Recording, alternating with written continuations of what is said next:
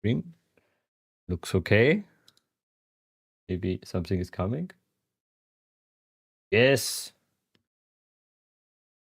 YouTube wouldn't fuck it up. It would have worked instantly. Ooh. So, yeah, thanks for staying with me here. No worries. Right, okay. I've just realized why it doesn't, right. It doesn't like me minimizing VTube Studio, that's why. There we go. From the lagginess. No, it just stops sharing if I minimize it. Oh.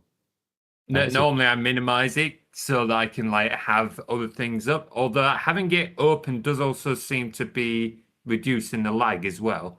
So I will leave it open on the other monitor then. So you're also having multiple screens. Yes. I now have three screens. One of them isn't even 1080p. It's like an old. Do you remember when flat screens were called flat, but they were still like 4 inches deep? Yeah. Like that's how old my third monitor is. But honestly, even having that as a third monitor just makes it's so much easier having that extra real estate. Yeah, I totally get that. I thought for a long time I want 4040p on both my monitors, but no. No. Yeah, no, like I would like to go to 1440p, but I'm in no rush for it because honestly, having multiple 1080p monitors, that's still more than enough for me. Yeah. It's more like a I would like to have than a I need. Like, Absolute. So I would say hello everybody. We had some technical problems, or better, I had some technical problems, but here we are. How are you doing, Materials Coil? How are you doing? It's been a long time. good, thank you. Glad to be back again. How are you doing, bud? Stressful. A stressful morning. I fixed up my daughters to that they go to the Lithuanian school with my wife, and I have some time with you here. So always good here. That's awesome. Sweet. Glad to be back. And yeah, we are having interesting topics today. I just have to open up the window. We just talked also about browser windows. We have too many often. Yeah, the whole like 2, 3 monitors and having to deal with many applications. Way too And there's many. always one that just doesn't want to behave properly. So basically the first order of the day, what did you have for breakfast?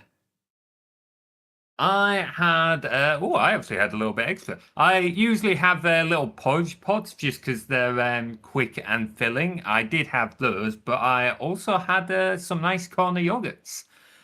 Been starting to have more of them again because they're just a solid little snack. So I have although something. I normally end up with like 2 or 3 of them because I'm a greedy little bugger. I have something very unhealthy. It's a cinema roll, basically. I have bakery just around the corner. Never good for your health.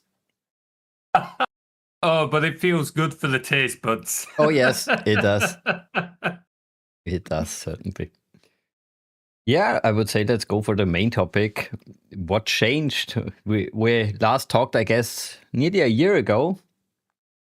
How did life change on your side? Yeah, it's that long. I always thought you were the last person I had a breakfast on this channel, but no, there was another one 2 months later, and this is also last August. It really has been a while. Yeah. Yeah, so what have I been up to? Let's see, trying to run panel at conventions again. Unfortunately, my panel wasn't accepted this year. It was quite competitive. But alongside that, Still working on writing stories for D&D for YouTube. I think I mentioned starting a multi-parter. We actually wrapped that up a couple of months ago now. It took longer to make than what I anticipated, but people really enjoyed it, so worth it. And then I've got a couple of other plans I want to do for content later in the year. I want to try and do another D&D stream, but we'll have to wait and see. Stuff like that, scheduling is always the nightmare for that. Because like trying to find a day that like 5 people are free to play Yeah. D&D is almost impossible. In general, finding enough time for this hobby, if you have a job, if you're an adult, it's hard. Yeah, 9 to 5 really make it difficult. Because even when you get home, especially for like yourself, when you've got like a partner and kids as well, I imagine that only makes it even more difficult. Oh, yes. It's not easier somehow. Yeah, like it's a little easier for me, not having kids or anything. But even so, it's like once you've spent 8 hours like at work, you get home, once you've cooked, you've cleaned, it's usually getting to like 6:30, 7 o'clock anyway by the time you actually stop. So it's like, how much energy have you got left to actually make something at that point? Or do you just need a couple of hours just to recuperate? Yeah, it's on my side every time different. Sometimes I can come home from a day shift at the hospital, spend an hour with the kids, and then stream for 5 hours. And sometimes I'm just dead. I don't want to do anything. It's so different. Scheduling is so really hard the last few days or weeks. My second daughter Yeah. spawned in last August, and since then everything is up and down. Oh man, congrats. Thanks. Yeah. Yeah, I imagine that definitely added to it, having a newborn. Yeah. The funny thing is the newborn doesn't change much for the father, but for the mother, she is now focused on her, and I have the first child on my ass all the time. She's coming, looking what I'm doing. She wants help. She wants that. I love her. Perfect. Especially she's now in the age where I can introduce her to gaming. So we game a lot. We basically started playing the classic Lego games, the Star Wars Lego games, and now move up to some more retro stuff. It's really cute that you get like that father-daughter bonding time over that kind of thing. Yeah, it's... Wait, that's a little bit too loud on my side. Just realized I didn't have the in-game audio. There's always something, as we were saying before you started, there's always something. So, especially for my tinnitus, I'm not sure if it's in English also, maybe something like that. I have some ringing in my ear. I don't like it. Tinnitus. Yes. Tinnitus, yeah. It's the same in Austria, but I wasn't sure if it's also in English. Yeah, going back to the daughter, that makes it a lot harder. Yeah, but having some background sounds is always good. But coming back to the daughter, it's so important for me that I introduce her to the world of gaming and media in general, because there are so many, crappy content out there. It's unbelievable what's there.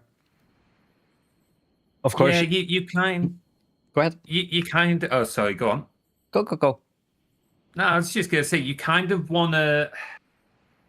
Not like control, but you want to make sure there is like a like a molecule of influence over it, because there is so much like rubbish. You've got like your AI like your stuff that's completely AI generated that ends up being misinformative. Then you've got things that are meant to be more like political statements, and he's trying to like filter through all that for like the actual content, like the real creative stuff that like gives genuine like experiences. And it's like one way or another, like kids have to learn how to do it themselves. But from a young age, you've really got to kind of hold the hand through it a little, haven't you? Also, I would say it's the industry, the gaming industry, if we stay on topic, is really ugly nowadays. I sure you heard about Fortnite. Yeah, like I don't know what their latest thing is, but they certainly have a history of well, kids taking their parents' credit cards for various skins and that, isn't Exactly, there? exactly, and the content there is really, yeah, they just want to push everything in your face. They just really want to milk the audience, and they have entire Yeah. studios now who basically recreate different games. There is now a big hype on the Star Wars franchise where they basically they recreate different games. The Battlefront games were recreated by a studio for Fortnite. So you stay in the universe of Fortnite and always have the carrot, give me money, give me money. I think that's my thing with some of it. Like, there was a time when everyone would be really excited for collaborations between gaming IPs because it was always fueled by creativity. It would be something new, something for the gamer, something like that would like get people's attention. And now it feels like a lot of those collaborations are like two elements that make absolutely no sense, but they're putting them together just because they know they'll make money. And it's like, well, okay, I get your business, you gotta make money, but from like the gamer's point of view, you know the people you're actually trying to like sell these products to. This makes no sense. And then you get some of like their practices where like in the games themselves, because they're trying to like push these collaborations and that, like you end up with them always trying to push microtransactions in your face. I don't know if this is still the case with like Fortnite going back to that one, but I remember when I played it at university like some years ago, you would always end up with the shop popping up the moment that you logged in. And it's like you'd log in and immediately it's trying to get you to spend money. It's like, no, I want to play the game. Like, and it's dark patterns like that which really don't kind of help and take away from the gaming experience. It's maybe not that in your face currently, but it's still always there. You feel it. You know they want they want your money. It's yeah. I totally understand that they are business, they need to make money, but really recreating games in a really cheap way so that your audience is trying them for, let's say, 5 to 10 hours and then move to the next game. It And on the takes other, away from the experience, doesn't it? absolutely. And on the other side, I didn't know this is a thing, but they have now, how could I, you know, the tycoon games where you manage Yes. a city, a farm, whatever. They have something similar. They have a Star Wars flavor, Droid Tycoon, where you basically have a base where you hire or build droids. They work for you and bring you money. And it's so grindy, so extremely grindy. You have to hit with your axe basically the terminals or the droids to make everything faster. And it's just at some point boring. But they always have a Yeah. carrot for you that you stick for half an hour longer. It's I really don't Like like that type. it feels like some game mechanics now are there almost more to like make something a grind just so that that shortcut that the shop offers, like the whole spending of money, is more appealing to the player than the gameplay. Like, it's almost as if they want you to play more with your wallet than anything else. And I think we might have spoken about this what I've been on before, but it's like it feels a little bit like if you go back like 15, 20 years ago, like the focus was always let's make a good game and that will like sell and we'll earn money from it. Whereas now it feels like the focus has gone the other way. How do we make money and then we'll put a game on top of that? Like, and you can really feel that sort of shift in focus now when you like compare modern games compared to like older titles like Mass Effect and such. Yeah, and I think the developer, they want to make better games, but the publisher or the bosses basically tell them, hey, you have to release this in, let's say, 2 months, and you just have a bare bone experience. They don't care about the gamer, they just care about that they stay in the game and see the nice shop. Yeah, like the publishers seem very focused more on like the profits and the shareholders and the business side and having too much influence over the game itself, which is a real shame because developers, like you can see it all the time, they want to do more with the games. They want to like give more for the gamers. They want to like give to those communities that realistically enable them to do their jobs, but unfortunately, the decision's often out of their hands, which is a real shame. You see these people doing their best to put their like passion into these games, especially in an industry which is well known for not really like paying a lot of game devs well and putting them through crunch and that. And they're just churning out things that, despite all their work, because of the publishers, it's not feeling the same anymore. Especially when another thing with some games is they seem to be a little bit too focused on like the eye candy now, which don't get me wrong, like games looking great is amazing, but that's only like part of the experience. You still need good like mechanics. You still want a good story. Like there's other elements as well. And sometimes it feels like publishers and such kind of get a little bit too caught up on the whole, oh, we've got ray tracing and stuff like that. Yeah. And not actually got any content behind that. Yeah, they focus on the most useless features ever. Graphic. It's, of course. Limited time only, I will be awarding Sorry? bonus favors to anyone who comes to help me locate temporal artifacts. The game just told me something.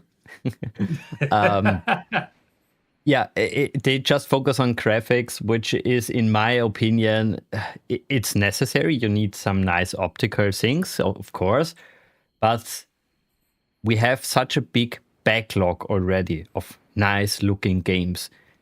It's really hard already to see the difference between a really top title from, let's say, 2018 to now. Of course, Yeah. there are some little details which are better now. The graphic card can put out so much more power, but really, that's not everything. Yeah, like if you put the two side by side, then sure you can spot some differences, but you got to put the two side by side. How many people can actually see the difference when they're just looking at the one game? And then the other element on top of that is depending on the game's pacing, how much of it are you even going to notice? If you're playing a like fast-paced FPS, for example, you've got that much going on screen and that much that you're trying to process. You're not going to have time to be looking for that eye candy, for that higher graphics details. You're too busy trying not to get shot or whatever. So it's like at that point, you really want to have that focus more on like the mechanics in that instance. And you really don't necessarily need it. So what that like I've been playing through the Thief games of late. First time going through, and I've been having a great time. And I have installed a mod to like update the resolution in that a little bit so that it'll run on like modern displays.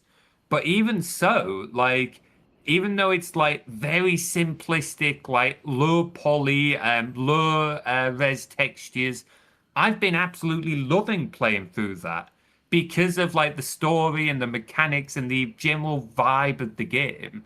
So it's like graphics, they're important, but they do not make the game. And I would certainly, for myself, I would rank them in one of the lower areas Yeah. for what would capture a game for me. Like a game can look good, but there's no substance to it. I'm going to get bored at looking at it after 5 minutes.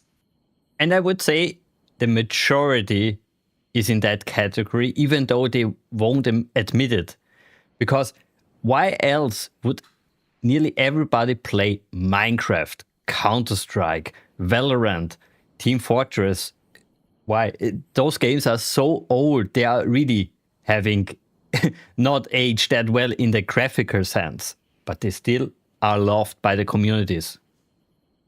Absolutely. I think games like TF2, Simpsons Hit and Run is another one. I keep going back to that infrequently. Like the games that have a sort of cartoony art style, that because they're not trying to be realistic in any way, and they're going for a more kind of like colorful, cartoony like vibe, their graphics, I feel, end up aging better than games that try to be realistic. Obviously, you can tell that it's all the textures, lower polys, like the lighting and such, isn't up to standard. But it doesn't feel like it's aged as much as something it was trying to be realistic like 15 years ago and just hasn't kept up with the latest hardware advances. And again, I feel like that's another element that's missed. Like, not every game needs to be a nitty-gritty, realistic-looking thing. You can have these like more cartoony aspects or different looks to them. I mean, Minecraft is literally a game of where the world's made up of cubes, and look how many people still play that. It might not be as popular as it once was, but it's been out for what, like over 15 years now? And it's still an incredibly popular video game. And now even YouTubers found it, basically. They use it as background footage for everything, more or less. It's strange. It's so easy to put things together in that. I'm guessing that's the case. No, I would say it's more really this trend of, hey, we are all ADHD kids. We need basically a background footage running when we are talking about dating tips, financial tips, you name it.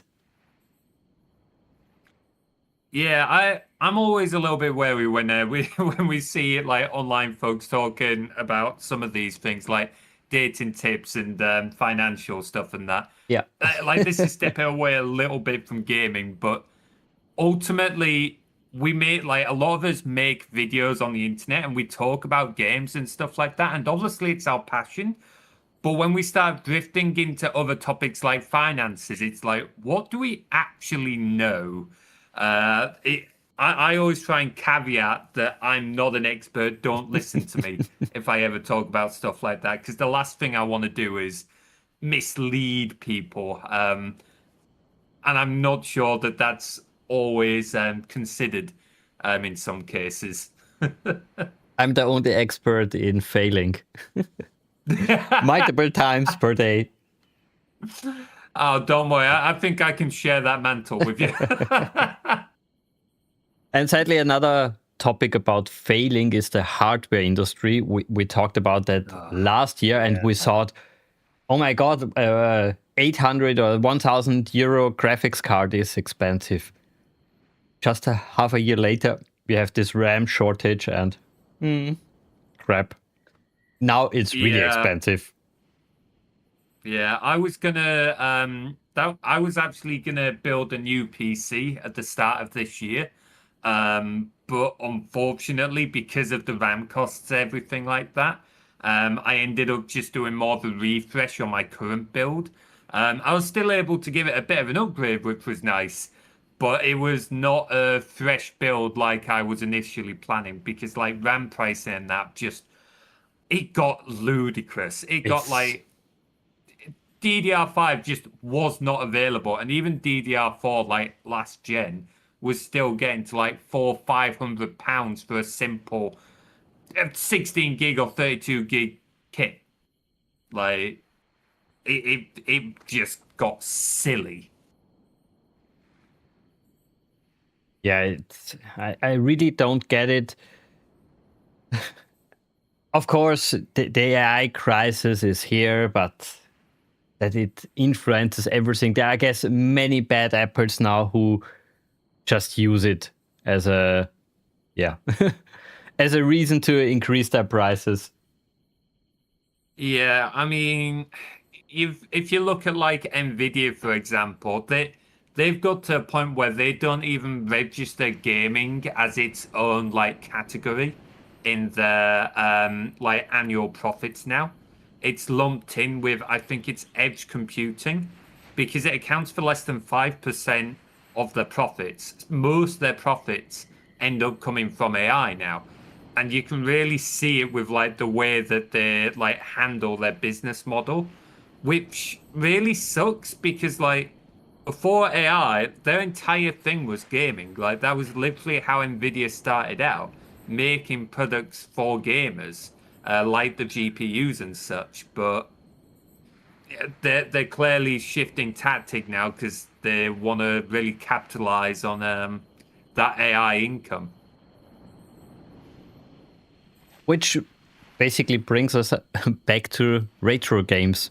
Now, so many people basically buy old hardware and play old content. Which is, in general, I thought about that. I have so many games on my Steam list and everywhere. I don't need a new PC for the next 10 years, maybe. It's already fine enough here. When you also Yeah, that's. Oh, when God. you also consider that emulation is getting better and better, what's the point? Now they finally updated the GameCube emulator again, and for many years, some of the Star Wars titles, they were nearly impossible to play on the best PC hardware. And now they fixed most of the bugs, and now you can finally play nearly every GameCube game. And yeah, you have such a big library. My 4070 is totally fine. Yeah, like emulation has gotten so good. Like you can go and get RetroArch now and like download a number of cores, and it's relatively painless. Like being able to do it. Like even those who aren't the most like techie could likely figure out some like emulation and go and boot up an old style Pokemon Game Boy game without too much difficulty. Like honestly, it's amazing to see, and the whole like back catalog. I like the. I love how convenient having a Steam library is, keeping your games digitally. But like, I'm pretty sure we've mentioned before about there's something about having your physical games with you, which you just can't beat. And I think Yeah. one of the things that Steam has caused unintentionally, like, not that they're trying to do this, but people are so used now to having hundreds or even thousands of games, many of which they'll never even play. And you compare that to, again, like 20 odd years ago, where people's games catalog was what they had on their shelves. It might not be as broad, but like the love for every single game that you would have, like the time you would sink into every single game, like again, it kind of really had that vibe of like you would enjoy every single game that you would play, and you would get a lot of like good time, good hours out of each one of those games. And I got a Steam Deck last summer when the prices were still okay. And it's a perfect example for me that you don't need the latest hardware. It's so fine to just having a relaxed round of N64 games, even V games I can play. There's so much content out there. I guess we as gamers were conditioned to always have the latest hardware, to have everything on best settings. It's, yeah, we are past that point. We are so past. You can even play RTS games on the Steam Deck if you have a mouse with you. Not a problem. Dungeon Keeper, nothing is in your way. Yeah, things have like really changed in the hardware department. Like I'm still running a 8 gig 3070, and that does almost everything I want it to do. My main issue is that I could do with a little more VRAM, but this is from the point of view of someone who like does a lot of video editing, does a lot of like development and stuff like that. And even then, like I'm not really being limited by my 3070. If I was just gaming at 1080p, I would not be planning on upgrading for a substantial amount of time because it can run everything I need.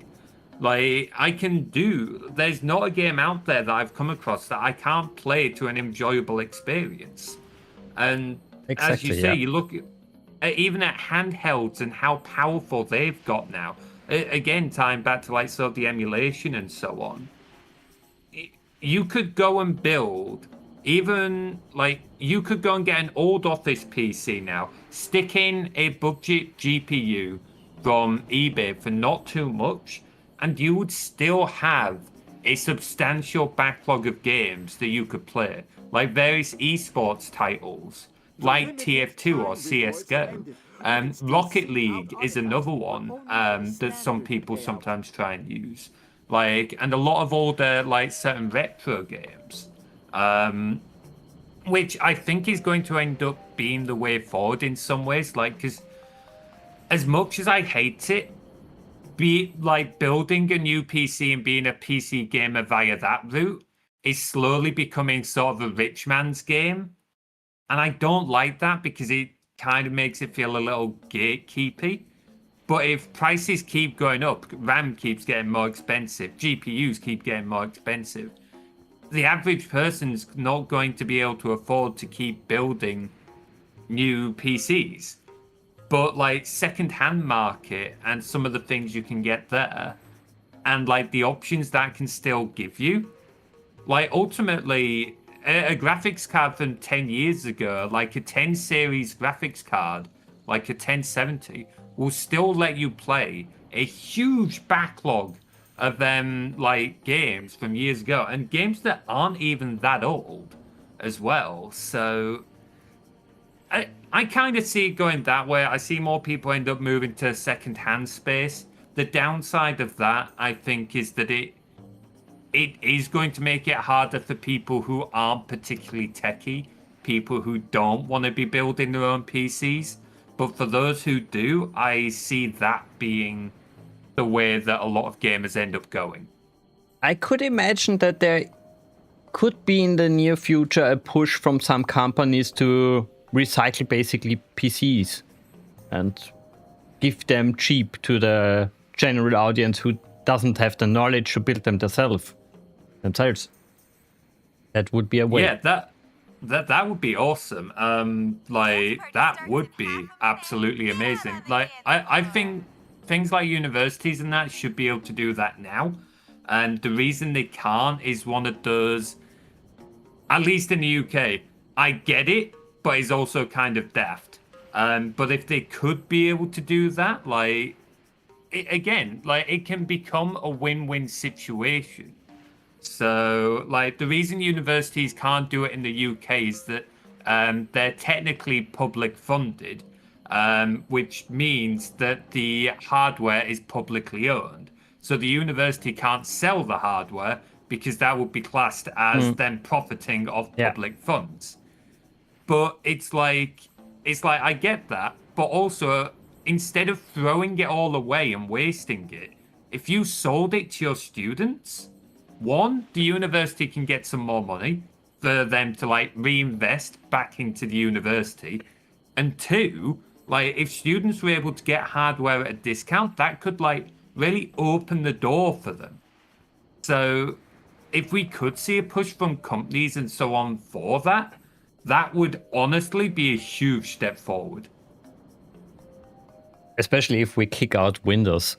I'm so amazed that there is now a push to Linux. It's really interesting. And I want for my oldest daughter next year a Windows 98 build. I got 9060 and even a 9080 for that build. And in general, she should use the Windows XP era for a while, that she's getting used to Windows, to the user interface and everything. But then I want to install Bassard for the current day stuff, more or less. So she has similar Word experience, email programs. It's a little bit safer, of course. And she even can play, not everything from today, but still a lot. The Age of Empires games, not a problem with a 980, especially if you don't have a 4040p or 4K monitor. If you just have a 1080p, or in her case, it will be a 2080 by 1024 resolution, so 4:3 ratio, old school. Yeah, like, oh man, that is a proper old school monitor. That it is awesome though, as you say, to see a push move into Linux. Like Microslop, I'm sorry, I've developed a habit of just calling them Microslop at this point. Perfectly fine. Perfectly fine. From a gaming, not only from a gaming point of view, but as like a software engineering point of view, as a software engineer myself, I've like from a content creator, there's not a single point of view that I have that has a positive outlook for Microslop at this point. And it has been absolutely amazing to see Linux rapidly growing and becoming a very viable choice for gamers to be able to use. Things like Bazai and Pop! OS, I've not used them myself, but having like seen other people use them and have very usable experiences. Like, honestly, it's. I think one of the great things that has helped has been Steam, like pushing for it, like pushing to help Linux through the Steam Deck and that. And honestly, I think it's going to be amazing as more gamers move to Linux, because it is, in so many ways, it's going to be quite freeing for them, I think. And you get more out of it. The performance is 5 to 10% better often. Yeah, it's almost as if having bloatware filling up your PC reduces your performance. Who knew? Yeah. Another topic before we go to the content creation a little bit more is I would like to talk a little bit about Discord. It's also a big part in the gaming community. Yeah. I just recently learned there is a really dark side of Discord. The channel itself. I'm not sure how much I should get in this, because it's a really hot topic. But let's go on a very shallow level. There are sometimes kits which sell every kind of picture you could imagine for Steam keys, for Nintendo keys, whatever. Little bit of money. And this is, of course, a growing market for the dark side. It's really ugly. It really scared me for my child, for my daughters. Yeah. I'm afraid to give them Discord now. 2 years ago, I would never have dreamed of saying that, but now it is, sadly. Yeah, it's a shame when you've got to say things like that. Like, but it's true. I think it's like any social media. You have to manage your child's like access to things a little bit. Like, it's a tricky line to have because obviously you want to teach your child that they have a right to privacy and give them their own space, but at the same time, when you know things like that are about, you don't want to let them have free reign because they're young and you don't want them to accidentally stumble into something like that and get themselves hurt as a result. Like, and Discord feels like it's gone downhill quite a lot over the last 2 or 3 years for a number of reasons. Like between that and like some of the actions that Discord themselves have taken, it it doesn't. They started out being for the gamer, for games, and this is what made them really popular. Whereas now it feels it kind of again comes down to the money. They went public a while ago, didn't they? And since then, it's been another shift in like priorities. I hadn't heard about what you were just referring about to the kids, and that is pretty horrible. But I feel like that's something that can be done on a number of different social medias at this point, which Absolutely, is why it's such a big topic.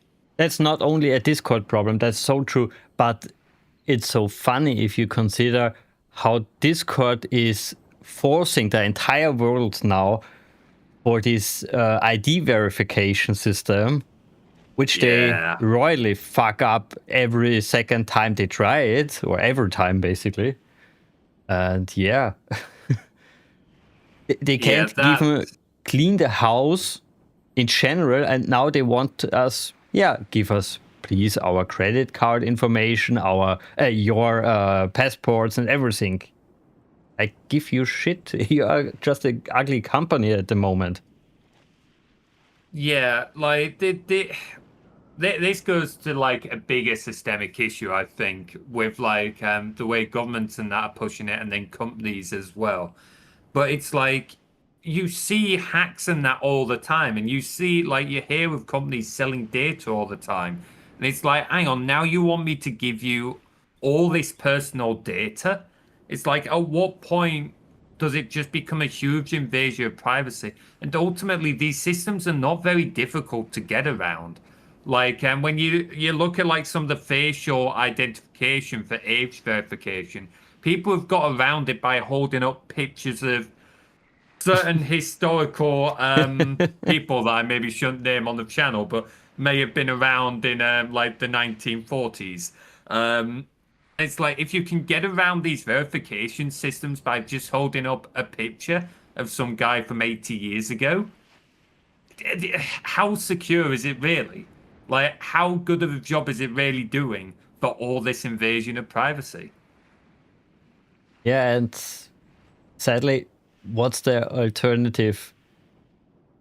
You don't spend the resources of fixing your own problems, in the sense of a good report system would be a benefit in Discord. You can't really report a spammer. You can say he has a bad username. You can say he sent you a bad link, but you can't report him as a spammer, or that he is doing something else bad. No, that's not possible. So yeah, being able to report and provide evidence in that would be a major step up. So they don't see, or they don't have in their mind any alternative. Just to we make an ID identification and that will fix everything. Oh, come on, guys.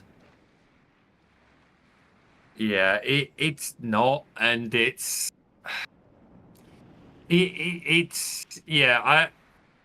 I don't really know what the solution is. I'm not sure there is a perfect solution for this, or like the wider systemic thing, the wider systemic problem. But like, it really feels like they're just focusing on this one issue without listening to anybody, and without considering any alternatives. As you said, like with the reporting, that would be able to like give substantial help. Like I don't even know if it's possible to like report for underage people or anything like that. So it's like, well, being able to like provide evidence of that one, that would help protect kids and such. But no, it's a pretty dismal landscape, that one at the moment. You can kind of start to understand, at least on the Discord element, why some folks are starting to look for alternatives. Yeah, and that's the sad part. There aren't any good ones at the moment. There are, of course, alternatives which provide some features which are good. Some are really replace, for example, the voice part. Some are the chat part, but an entire easy plug and play solution. No, there isn't anything out there. I looked more or less everything up, which was current last month's versions, but yeah, don't think there has any big improvement at the moment. I think part of the thing is Discord kind of covers multiple big roles at this point. So you've got like the text and chat, like the text and voice chat, which is one element, but then you've got like the big community element as well. So it's like if you just want to be able to talk to your friends in a voice chat, then there's other like software out there that can still give a great experience. But none of them let you open up a community server and let you like invite however many people and set up custom channels and everything. And then you've got like the other sides of Discord as well with the roles and so on. So I don't know if we will see something come in that will offer all the same functionality as Discord. I hope we do, but I'm not convinced that we will, just because of like the fact that it's multifunctional at this point. Especially, nobody cares, sadly. I've got the feeling the last few months, of course, there is an outcry that they want to have everything better, but nobody really wants to sit down and do their work basically and create something new. They want to cash in on the money, of course. There are a number of companies out there who would like the Discord money, but really bringing us a good solution. Yeah, the companies could do a better job of this, but I also feel like us as consumers could also help ourselves a little bit here. Maybe not so much on the Discord front, or maybe a little there, but like in general. So it's like with video games and that, how many people have given an outcry about like games being too grindy to get you to like pay into the microtransactions. But then people still pay into the microtransactions. People complain about a studio that like has a shitty business practice and that the studio should stop doing it. But then they'll still buy the game. So it's like, I'm not saying that the companies aren't responsible, because they absolutely are.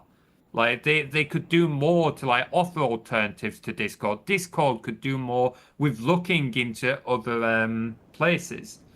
But us as consumers occasionally kind of enable it. Sometimes we don't. So it's like, I've forgotten what it is. Like Discord a while ago, was it like the Gen AI they were trying to push? And loads of people cancelled their Nitro until Discord scrapped it. So there are times where, as consumers, we do like care enough to step up and do something about it. But other times we seem to like moan, but then let it slip through and pay with it with our wallets anyway. I fear this is especially in the ID segment happening. Yes, not many people will really depart from Discord. They cry out a lot. I also cry out a lot, but I will also stay because the community is here. What can you do? The community's here, so you've kind of got the lock-in. Like I spoke on this on stream a little bit a while ago, where I ended up saying, unfortunately, I don't see me like moving mine off Discord. If it was again just me talking to some friends, easy drop off. We can find another like voice platform. There's plenty of those nowadays, but that community aspect. Like, there's not many alternatives out there. And even if there was, like, how many people are going to move across to it? So as, like, a content creator, like, as much as it sucks, it's like, well, I can try and move to another platform, but is this going to hurt my community? How many people are going to actually move across to that? And that, obviously, that's what everyone's thinking. So if everyone moved, then it wouldn't be a problem. But the chances of everyone moving are pretty slim. Exactly. Yeah, we had the same discussion in our circles, basically. Of course, we can move our little community to a TeamSpeak server. Have the same, more or less, same experience there on the voice part. But I would lose basically the bigger community. Yeah. Yeah, sad future, but let's change subject, I would say, to something a little bit more happier. Our news, more or less. I'm curious in general, did you ever come back to the Dungeon Keeper community? Are you planning to stream there again, or is this in the past? I did actually stream a little bit of Dungeon Keeper again. So I played through 1 and 2. Had a bit of fun with it again. I'm not likely to pick up the speed running because I feel like I'm kind of done with that for Dungeon Keeper. I still can't want to return to it to the Hobbit, but for DK, I think I'm done there. In terms of playing the game on the whole and returning to a community, I'm not sure yet. I'm not sure.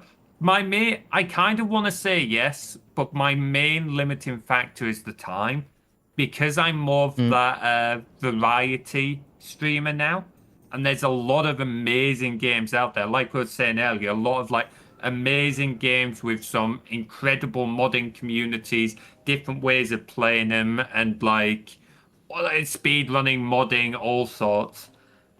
I don't see myself having the time because there's already like a number of other things that I've done that I've said I want to go back to if I ever get time. So I'm not going to rule it out, but it's just one of those where there's so many amazing communities and games out there, and I only have so much time to go through them all. To be honest, I could never imagine picking one game and sticking forever with it. Playing only World of Warcraft or Star Trek Online or whatever. Yeah, like you say, there is so many great content out there. I want to experience it and share it. Yeah, it's like the way it really is the best way of doing it, I think. Obviously, like when we first knew each other, like I was on my old channel, I mainly streamed Dungeon Keeper, but one of the reasons I stopped doing that was because I was just slowly getting tired of the game. Not because it was a bad game, but I wanted to move on to other things. And that's part of what led to me being where I am now. Like, so many games of different kinds, and it can open you up to so many new amazing communities. Like I said, giving the Hobbit speed running a go. So talking to some of the guys involved with that, like playing with some of the different tools and so on. Like it's not just the individual games, but like the different communities around the same game for playing it in different ways. Like the Hobbit has one community for modding it, and then a different community for speedrunning it, both based on the exact same game, but just completely different ways of playing it. And being open to like experience all of that, I think it really like it just makes for a more fun experience overall rather than trying to play the same game the same way throughout all the years to come. I'm a little bit outing myself as the noob here. The Hobbit, the single player game, has a modding community? Yeah, I was surprised too. I don't know a lot about it because I didn't look a little that far into it, but I know there's some guys that go and make some different mods for it. So it's like one of the mods that I saw was you know the whites that you fight on the 6th level while in the what's the woods called? Um, I can't remember the name of the forest level or whatever. But yeah, there's one model, summon whites. Every 10 seconds, they'll try and kill you. So you've got to run through the whole game while you're just having like loads of whites constantly summoned to try and attack you. And other fun and cool mods like that. Some of them also have ties in with the speed running to like open up to dev tools and stuff like that. Which so you can like see like boundary boxes and be able to fly around to help you get an idea of how to calculate your runs.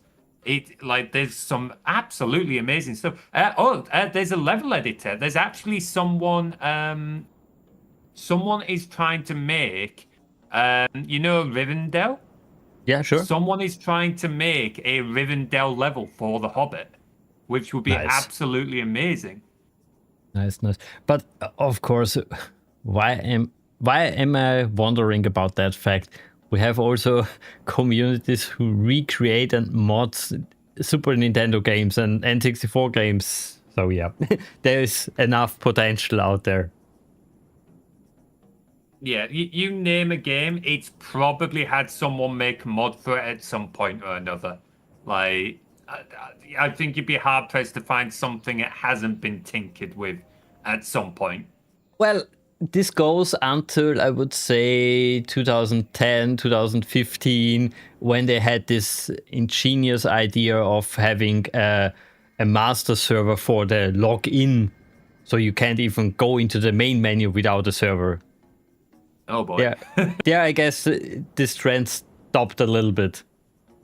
Yeah, like the always online feature of video games, worst thing to ever be, or I don't know about worst, Yeah. but definitely up there as well, the worst things to implement. It's one thing if your game is like an MMO, because obviously that's the whole point. It's online. But if you're playing like, I don't know, I think was Forza or some other driving game an example. It's like it had single player elements and stuff like that, a whole single player campaign. But if you weren't online, you couldn't play it. It's like, what is the reason for that? There is literally zero reason for it need to be online for a single player game. Yeah, it's company creed, I would say. But moving back to your content creation, what are your plans for the near future? Any upgrades on the software side? The tech side, you said already, it's too expensive. We don't do that at the moment. Yeah, so I'm always tinkering with some of my stream tools and stuff like that. I recently got a new person who said she would voice act one of my characters. So like I'm gonna be redoing a lot of like the pre-recorded voice lines for my characters that can come up on streams. And I recently implemented a feature. Twitch tracks how many bits people cheer, but it doesn't track channel points. So I recently implemented something that would track channel points for people, and I'm expanding on it to show like how many of each redeem they used, what's their total points they've spent, and create like a scoreboard per redeem so that people can sit like have a little competition over like who's using which redeem the most. So like that kind of just tinkering away with that on that front. And the second front that I'm kind of focusing on is again with the D&D stories. Like I was recently at a big convention and that always like inspires me for more story ideas. So I've got like 7 or 8 stories planned in my head that I'm currently in the midst of writing, which will keep me busy for a good few months to come. Nice. Sadly, we don't run out of ideas, I guess. We have always more. Yeah, it's one of the best and worst bits of being a creator, as I don't think I need to tell you. On one hand, it's awesome because you're always working on something new. On the other hand, it's finding the time to act on every idea. Yeah, I never experienced this problem, especially new content creators sometimes have. What should I do next? What video should I create next? What update should I do next? I always find them. They come to me basically. Absolutely. Like when the ideas are just kind of coming to you naturally. Particularly, I can't speak for other creators, but for me personally, I typically find the ideas that come to me naturally are better than when I'm actively trying to come up with ideas. Yeah. Usually because it's been triggered by something, like there's been a thought, there's been something I've seen, it's been inspired by some media or whatever. Something's kicked off that idea and then it evolves from there. Whereas if I'm trying to think up of ideas, they're not necessarily terrible. They just don't necessarily evolve from the idea to a like end piece of content as well as an idea that's spawned naturally, if that makes sense. Absolutely. Yeah. It's the same. I'm basically, I was the last few months, like I said, a little bit on a slow burn here because of the family situation, but also I did a lot of research and yeah, I changed my mind on a few subjects. One, you even helped a little bit, I would say. I was, if you remember, I was a little bit against overlays and elements in streams last time we had this discussion. Aye. And now I found a nice tool for OBS, which is called source recording. So you can basically record your webcam, your gameplay, whatever source separately. So you record the entire thing, you stream the entire thing, but also I could, for example, now record my webcam footage in the full resolution, not cropped on the same or a different hard disk. Not a problem. That's awesome. That's why I said, hey, why not create more overlays, more ideas? I have way too many to share. Yeah, because I think that was your main issue, if memory serves.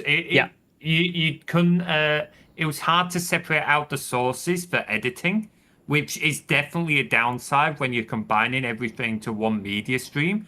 But a tool like that, where you can like record specific sources, is. Oh man, I might ask you for a link to that because I kind of want to play because that would be an incredibly useful tool. This is the next thing. Even though I poo-pooed on Discord just a few minutes ago, I updated my Discord. There will be soon. They are already there, but I will unlock them basically. The weather is now turning to the worst. Right. Never mind. Basically, I make channels for members only, where I basically put out all the information I collect, all the text settings I use, everything will be there. And there will be also the possibility to have discussions about, is this infographic ugly? Should I change it? A little bit more collaboration. And honestly, stuff like that can make like a huge difference. Being able to have that open discussion. Because sometimes just having that second pair of eyes can make all the difference. Yeah, absolutely. Like for like the D&D stories, I have a server where the different folks who like voice the characters and like draw the artwork and stuff like that are in there. And occasionally I'll just stick a message and being like, okay, guys, I mean, I've got like this idea and I've started writing this, but I'm a little unsure of it. And then every time without fail, I'll get 2 or 3 people say, you could try this. Have you considered this? And just having, even if you don't use their ideas, just having that sounding board for either A, like evolving your own idea, or B, like getting the confidence that what you've got does work, it makes sense to other people, can like really just help improve, like sharpen up the edges of like your content that little bit more.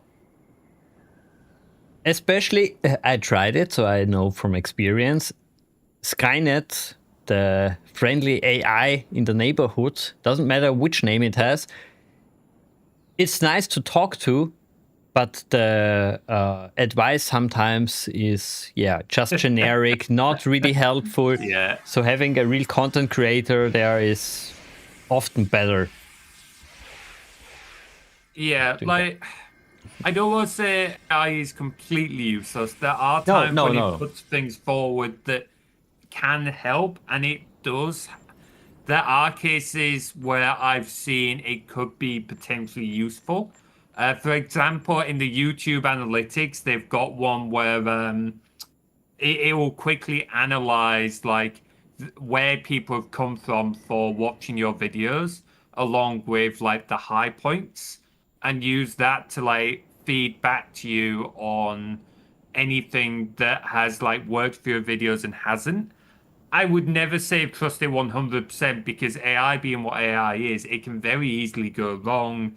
Like it can hallucinate, it can get tripped up, and even just the way they're programmed, they very much like to be kind of a yes man typically. Yeah, exactly. But little things like that, it can help kind of give you an idea and feed into some of your processes later on. Like I'm not an AI supporter, but as a software engineer, I do have to like acknowledge the pros and cons of what it can and can't do. Most of the time, it's what it can't do because despite what the companies might want you to think, it can't do that much. But there are things it can do. What I can attest to is it can't help you with StreamBot. StreamerBot is a really amazing software, but I tried 2 different AIs and they are just useless. I wanted to basically integrate a thermal printer for my stream. So if you give me bits, there will be automatically a ticket from the printer. This does work, no problem. But changing that structure, that script for channel points, not possible. AI is just too stupid. It can't help me.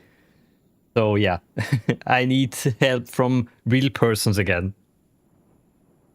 Yeah, it'll never be a replacement. It can be a useful tool, but it's never going to be a replacement. And you don't really want it to because it's like, obviously you want your problem solving, but having a reason to go and talk to another creator and like communicate with each other can really help drive like the collaborations and like just help you meet new people and stuff like that.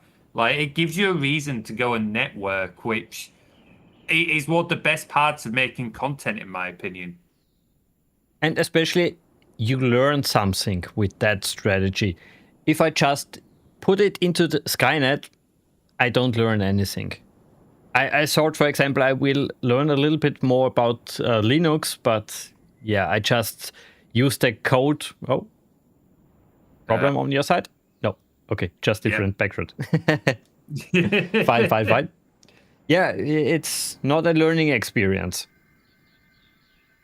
Yeah, learning is one of the like big things. Anytime that I'm like talking to a new creator, because I've helped like a few streamers and that get off the ground, it's always a case of like don't try and get everything right the first time. Because it's like we were saying at the start of the stream, there's so many different things, so many bits that can go wrong, so many different elements in that. So it's like, just get it done and then iterate on it over time, learn a little bit at a time. And improve as you go. It's just giving like the learning is incredibly rewarding. It's incredibly satisfying, but it's also accepting that not every single piece of content is necessarily going to be perfect. Like, I don't believe in perfect anyway, but it's not always going to be perfect. Except there's going to be flaws, and you can like improve on it over time. Practice makes progress, as my old guitar teacher used to tell me. It's definitely true. You shouldn't aim for perfect, but somehow I always do, and I shouldn't. It's also stopped me from well, let's rephrase this. It stopped me in the past. I have finally pulled the trigger and said, hey, it's good enough. You don't have to have a perfect website. So there's already a website out there where I put on all the streams I did. There will be also updates in the future where I put the information, who streamed with me, where's the link, where can I find them, a little bit of more information, what tools I use. So there's a little bit of an archive on the channel side. I'm also thought, hey, it's good enough that I can't do it with Skynet, but I want a wiki for gaming. I want to preserve gaming history, as you know. So I have now, or soon I will have a wiki by a professional developer who creates me a wiki for communities, basically. That'd be awesome. There are thousands of clans, for example, and they are not archived anywhere. And I also want to have their, not the mod itself, because we have mod database and other content, but I want to have at least contact information for big preservers like me. There are many out there who have a ton of mods for the different games, and that you can find them on the internet. Basically, not the entire information of gaming itself, but the way to find the stuff you need. Yeah, like as you say, even just things like the contact details, so that you can reach out to each other, see what each other's have, see if there's like gaps you can fill in for each other and stuff like that. Like, honestly, a website would be awesome to be able to look through it all.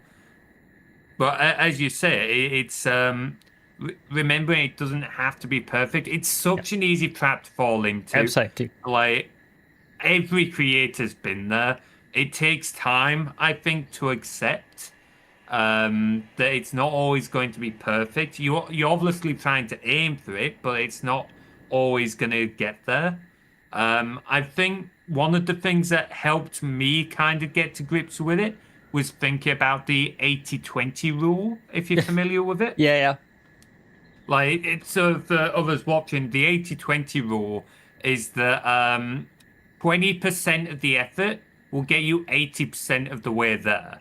And as you put in more effort, it becomes diminishing returns to the overall value, to the overall product or content that you're making. So eventually it's drawing the line of how much like more does this bit of effort contribute to your content. Like, that helped me. I don't know if it would like help other people, but little things like that can help bearing in mind sometimes. I also think what you mentioned before, that you should just put something out and learn step by step to improve it. I make the mistake sometimes that I want it perfect immediately, but it's so much more time consuming to do everything immediately to 100%, so I'm happy to have it. It's better to just release it. And in 99% of the cases, nobody cares. Nobody cares if the audio in your latest video is perfectly synced, or if all the mistakes are out there, if the pauses between the speakers are a little bit longer, a little bit shorter, nobody cares in reality. Yeah, like a lot of the time people won't even notice. So long as like your main content idea is there and clearly like visible for them, little details like that don't matter. Obviously, it's nice to get it all right, and you all want to try and aim for that, but it shouldn't like block you at the end of the day. Again, using like my D&D videos as an example, like. If you look at the earlier ones, there was like no background ambient sound effects, like some of the microphones and that were quite static filled. But over time, as I've been releasing them, I've figured out how to slowly fix these problems. So it's like, it's not that you're letting the problems go, you're just not necessarily stalling your current piece of work but by that problem. So like you can come to solve it for the next video or the video afterwards. So you're still going to like solve the problem and get there in the end. You're just still putting out like content in the meantime. Absolutely, absolutely. I think also pushing the project or whatever you do too far in the future, sometimes you have the danger of never releasing it, or just release once and then say, it was so much effort, why should I do a second one? Yeah, like project management is such a big thing. Yeah. That was my panel for the convention this year was actually going to be, I was going to bring on Minimoise, a friend of mine, and we were going to talk about managing large-scale projects and collaborating, because she's one of the ones who joins me for April Fools, and that's a project that takes like 6 to 9 months worth of planning and preparation for. Oh. So it's like, for that, like when it comes to projects like that, when it's so far ahead, as you say, it can be so easy to think, oh, this took so much effort. Do I want to do it again? Or like never getting it done and things like that. I think if you want to take on a project of that size, you've got to sit down beforehand and figure out, right, how am I going to handle each stage of this process, and like do I have an idea how I'm going to do each stage, and give yourself a deadline. Don't let it stretch on forever, because otherwise, yeah, you're never going to get it done. Speaking about what you have done or what you have beaten, maybe, what games did you play on a personal level in the last few months? Okay. So I can't mention this earlier, but I've been playing through the Thief games on stream. I've been having so much fun with them. I suck at them.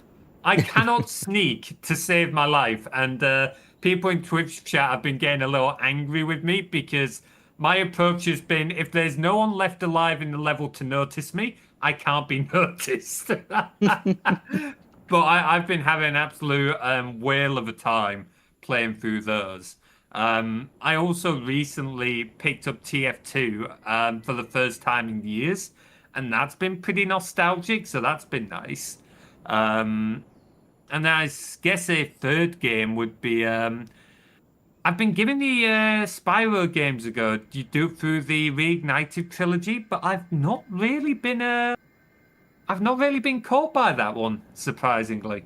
Compared to some of the other old 90s games, Spyro hasn't quite grabbed me quite the same.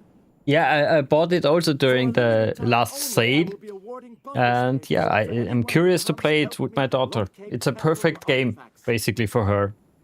Oh yeah, I could definitely see it working well for your daughter, like especially the Reignited trilogy. I think from what I've been told from the original games would make it more accessible for like young kids, and it's got that kind of vibe to it. So I could definitely see it working there. It's just for me personally, it's just not quite grabbed me. I don't think it's necessarily a comment on the game. It's just not quite worked for me. fine. It's personal taste. I enjoy many games, but not everything. That's fine. Everybody is that way. Aye. Yeah. Anything else on the horizon? Anything you want to play? Oh, cool. My backloggery is so full at this point. I've got like I use the website Backloggery for managing the games I have played, the games I want to play, and the games that I'm looking forward to. I want to go do the Witcher games at some point, especially Witcher 3. I've been told is meant to be really good. And then like the Middle Earth games, I think they were called. Battle for Middle-earth? Yes. Yeah, that they kind are of really stuff. great.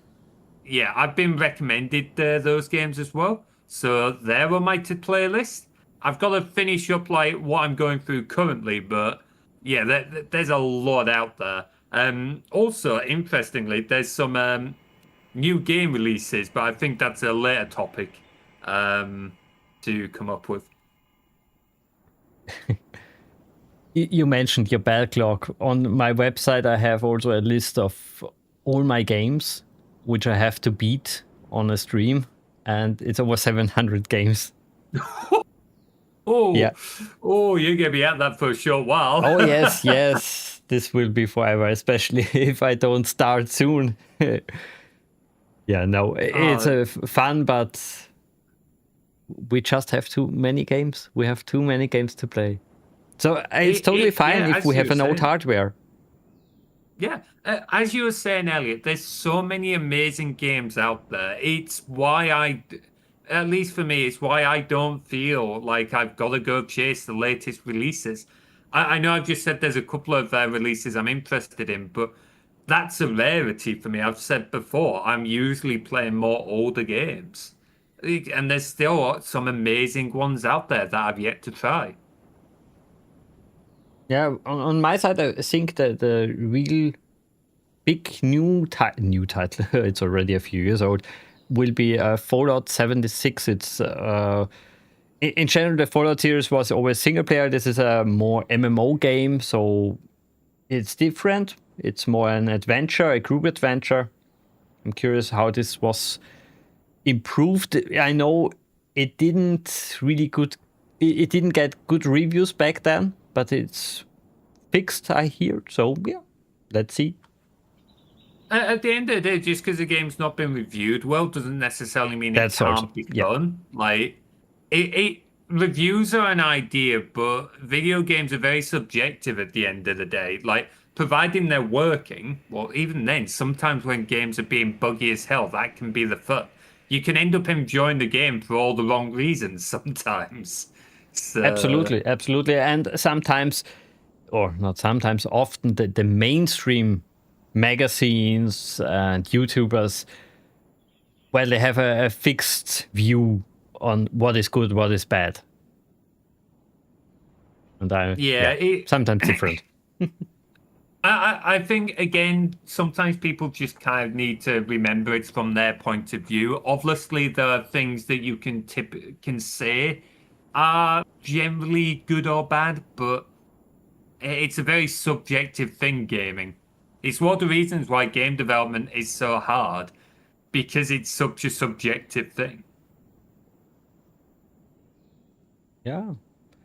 Well, do you have anything to share before we play a round of one of your latest, newest titles? I suppose I should probably name the two things that I am looking forward to for a change. One of them is just a remaster of a retro game. I mentioned I'm playing through the Thief games. It was recently announced that Thief the Dark Project is getting a remaster. Ooh. So after over half a dozen people DM'd me about that, I am interested to see it. And then the other is from a smaller studio based here in the UK. Is Stronghold 4. I played a lot of the Stronghold games as a teenager, and they've just recently announced the fourth one. So I saw that.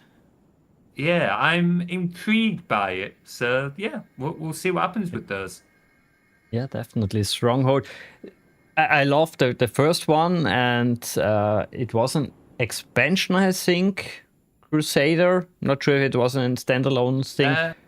Nah, Crusade was its own game. Yeah. But Yeah, the second and the that, third title never catched me. that's completely fair. The first was like the first hit, which was amazing. The second one was generally the most popular, but there were plenty of people that did prefer the first, which is completely fair. But they've done loads. You've got Crusader, Crusader 2, you've got Legends, you've got Kingdoms, Stronghold 3, though that one was released too soon. If you ever want a laugh, go read the update notes for Stronghold 3. I I see, I think one see. of the update notes was for the fourth time in a row, we've stopped wolves from climbing ladders and things like that. The game just The wasn't little quite things. ready for release. Yeah. Well, I guess we switch to some Team Fortress 2. Hi. Are we okay to have a quick break so I can run to the toilet before we do? Perfect. I just used that time also here. Awesome. Back here a moment, sorry. So in the meantime, just figured out I don't have a YouTube stream.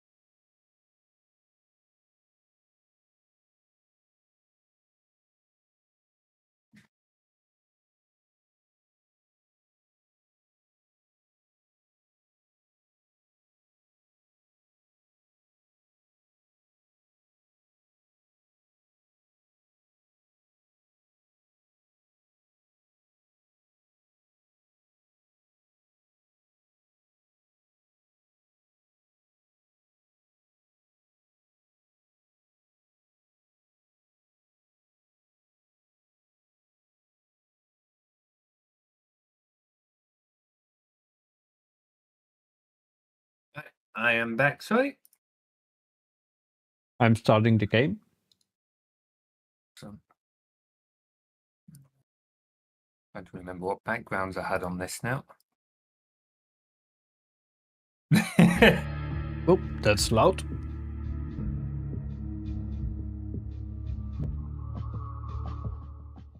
Stick with 2. I'll get the game booted in a moment.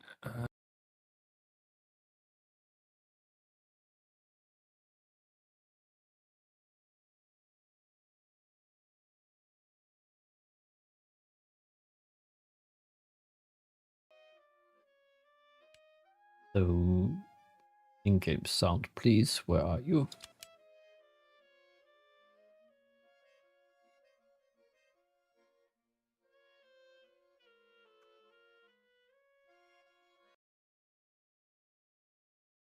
Take that then. Oh, Some point I'll make my own set of backgrounds for this.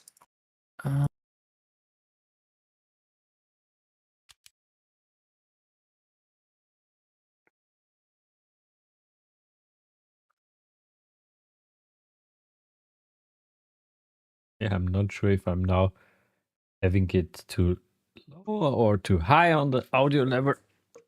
Oh wait, since we are not live with picture, I can switch for a second with to my other headphones. Give me a second. I can't hear you.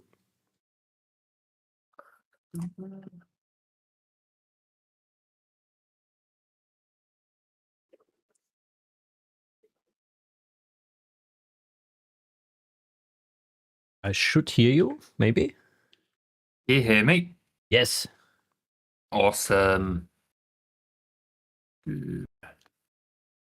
Okay, that's twice the game's. Why is the game suddenly crashing on me a lot? Yeah. Don't Streaming you is love fun, technical? guys. Everybody should stream. It's easy. Yeah, you've just hit the go live button, right?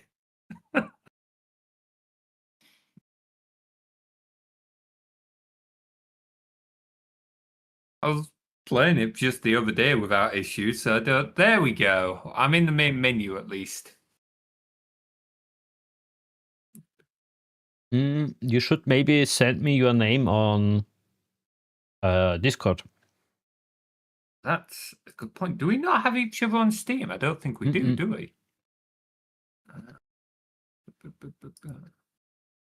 What is my name?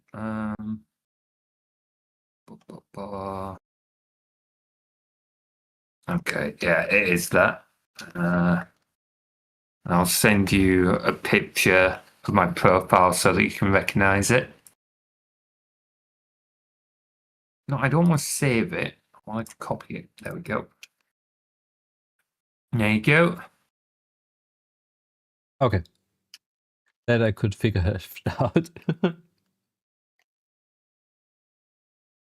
Yeah, so if you can't find me as that top name, that bottom name might also find me. Mm-hmm. You can tell I made my Steam account when I was like 13. Yeah, I have. No, I don't have numbers, but I have a generic name, and I can change it. Yeah. You can change your display name, but not your account name. Yes, I know I'm sharing another application window. No, I don't want to stop sharing that. Friggin' Windows.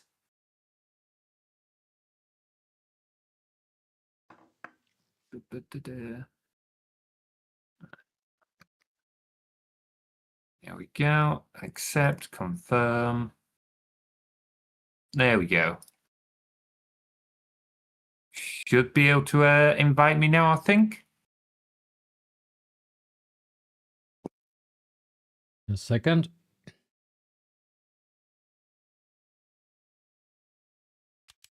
Oh.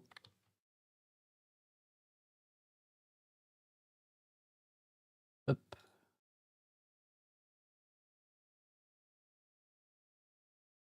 If I could find your name, maybe I look.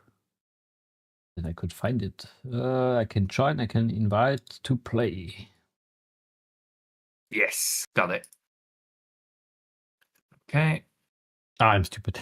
There is an in-game interface. Zedarius, use it. What I really find interesting in Team Fortress is the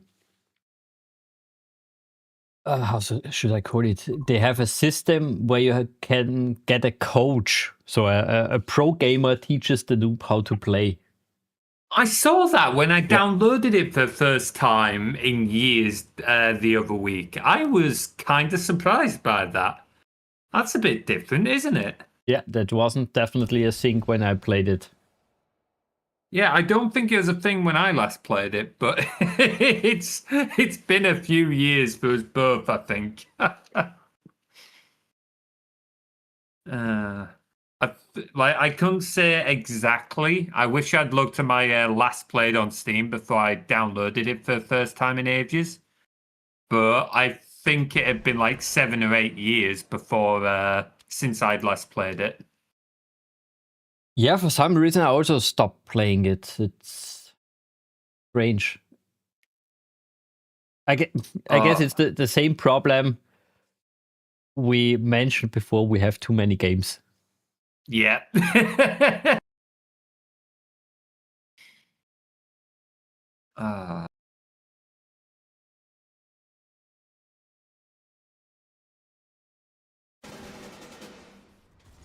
Competition begins in 10 seconds. I'm Team Red. I don't see you. I'm still loading in, Connecting? retrieving Okay. server info.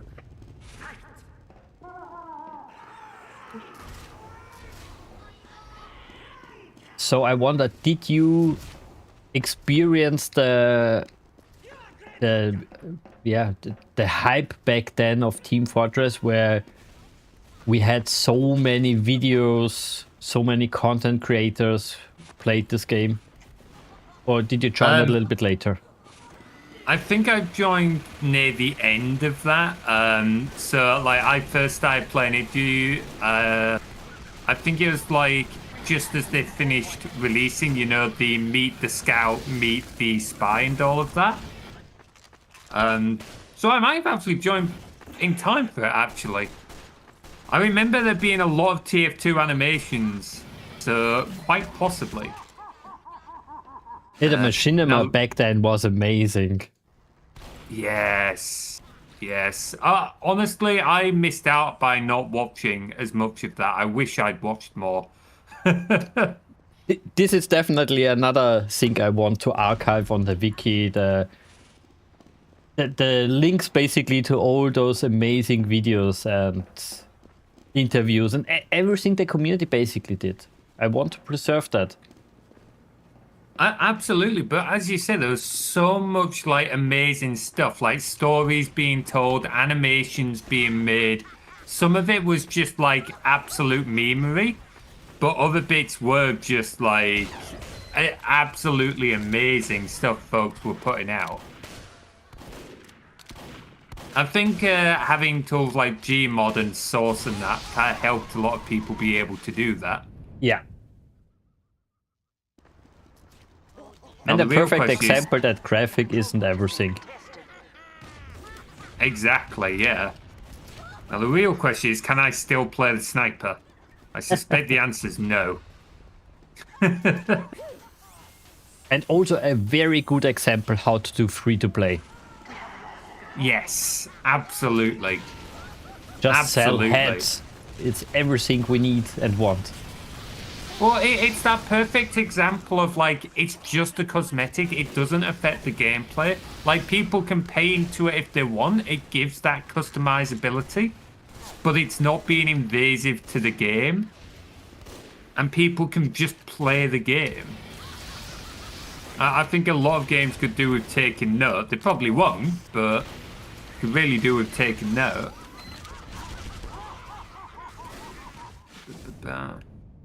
I know, I guess it was around 2018, 19, 20, they had a lot of problems with cheaters. But this was solved. Oh man, yeah, when cheats and hacks and aimbots and that were being quite they were first coming on the scene at that point, I think, weren't they? I might change class. I'm sucking. We'll see. I don't think changing class is likely going to do much difference to me. You having much more luck as Pyro? It's okay. Could be better.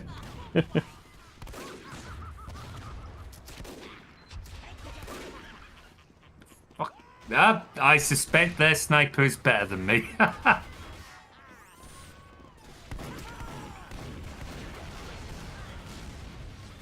Okay, they own us. Yeah, they are definitely putting up a good push.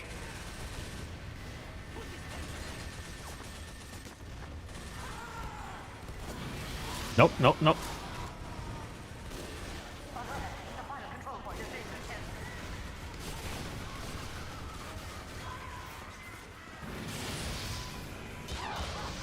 Even though the majority of the players are playing, let's say, 10, 50 maps, There is so much map content for this game. There really is. Like, a lot of it's community made as well, isn't it? Which is awesome. Yes, but there are also so many... Oh, damn it. I saw that. I flame him. Nice, get him. But there are also some developer-made maps which are really unique. They have a very special capture the flag system. I'm not sure if we can play it together, but in the future we will. I want to show that. I can't really describe that'd it. Be awesome. It was really unique. You remember my co-host Seven Saturn? He's a big fan of arena shooters, so Yes. Quake style, UT, and this was really in that direction. Really interesting. I don't think so. Oh, no, you have your girlfriend.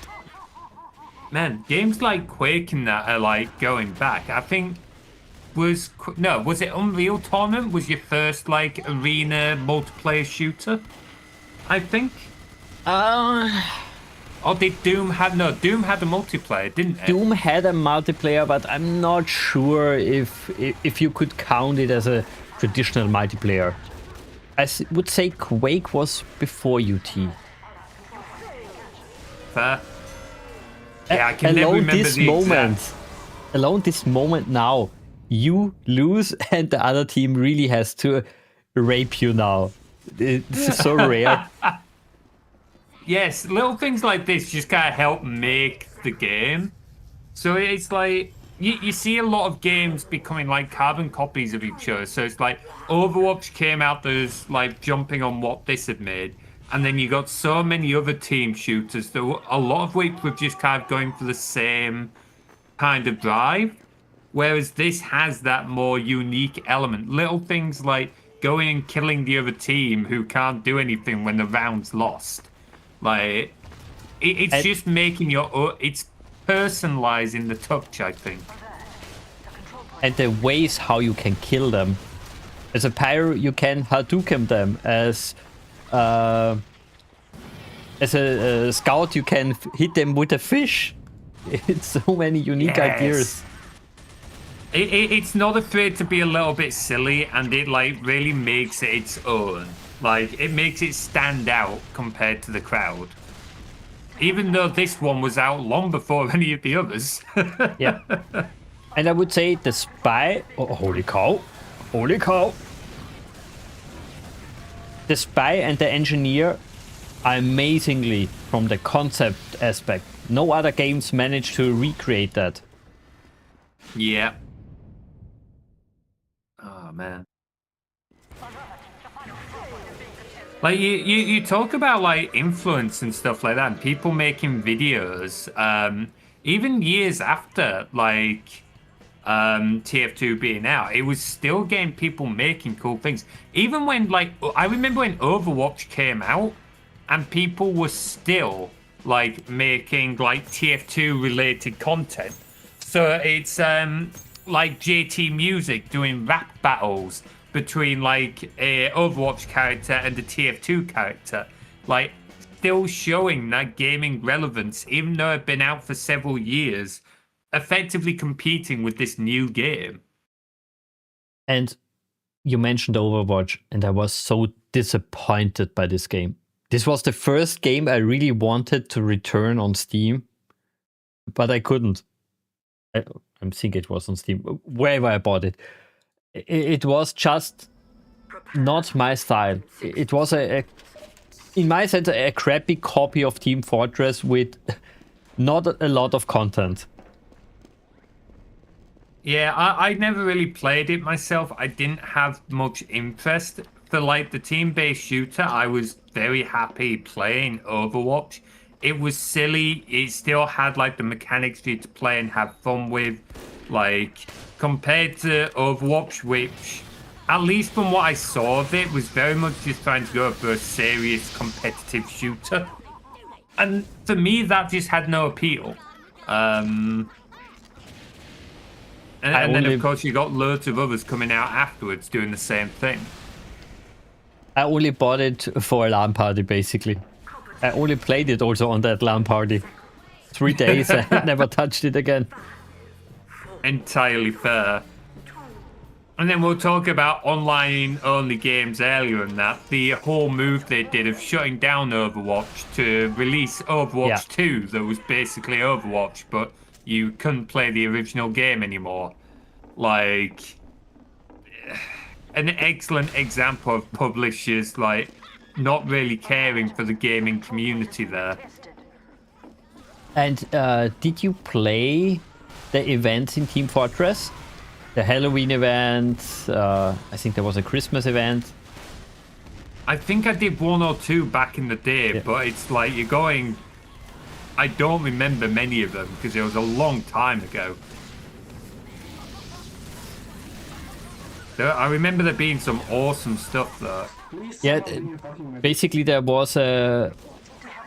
I can't even say what creature it was. It depended on the map.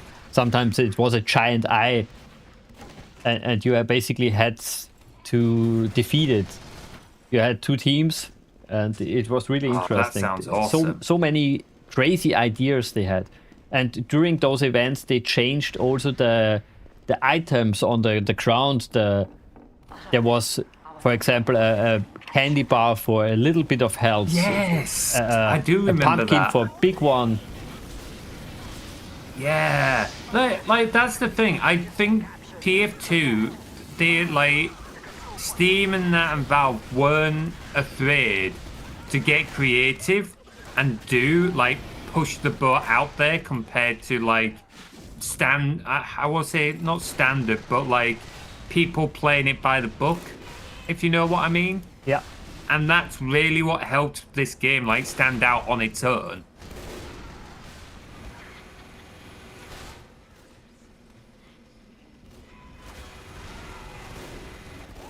Oh, Matt Maximus, thanks.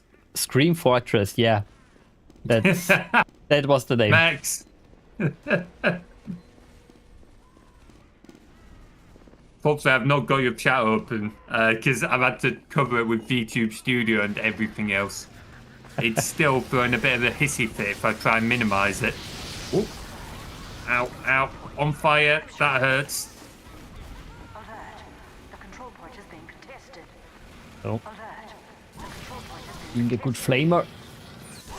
Ah, damn it. Being a bad flamer.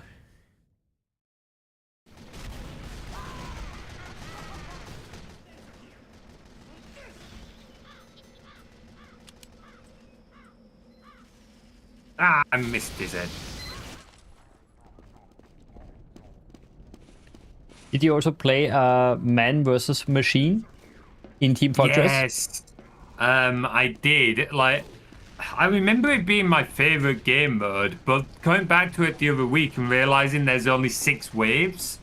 I think that's my only real... I think there are more. Is it only 6 waves? Yeah, we fought those more. I played it with my younger brother, so he gave it a bit of a Google. Turns out there's only ever been 6 waves. Oh, really? Yeah. Like, I was very surprised because we were certain that there'd been more, but... Yeah, I also would have sworn. Yeah. Who knew? It's one of those things where nostalgia, like, very much misremembers things for you. Fuck.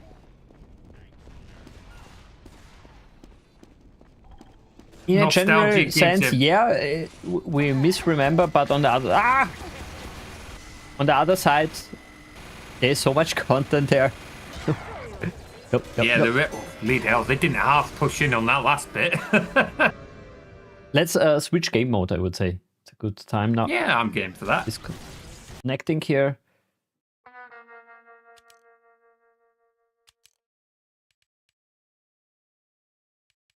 Wait. Here. Right. I need to disconnect as well, don't I? Yep. Leave. There we go.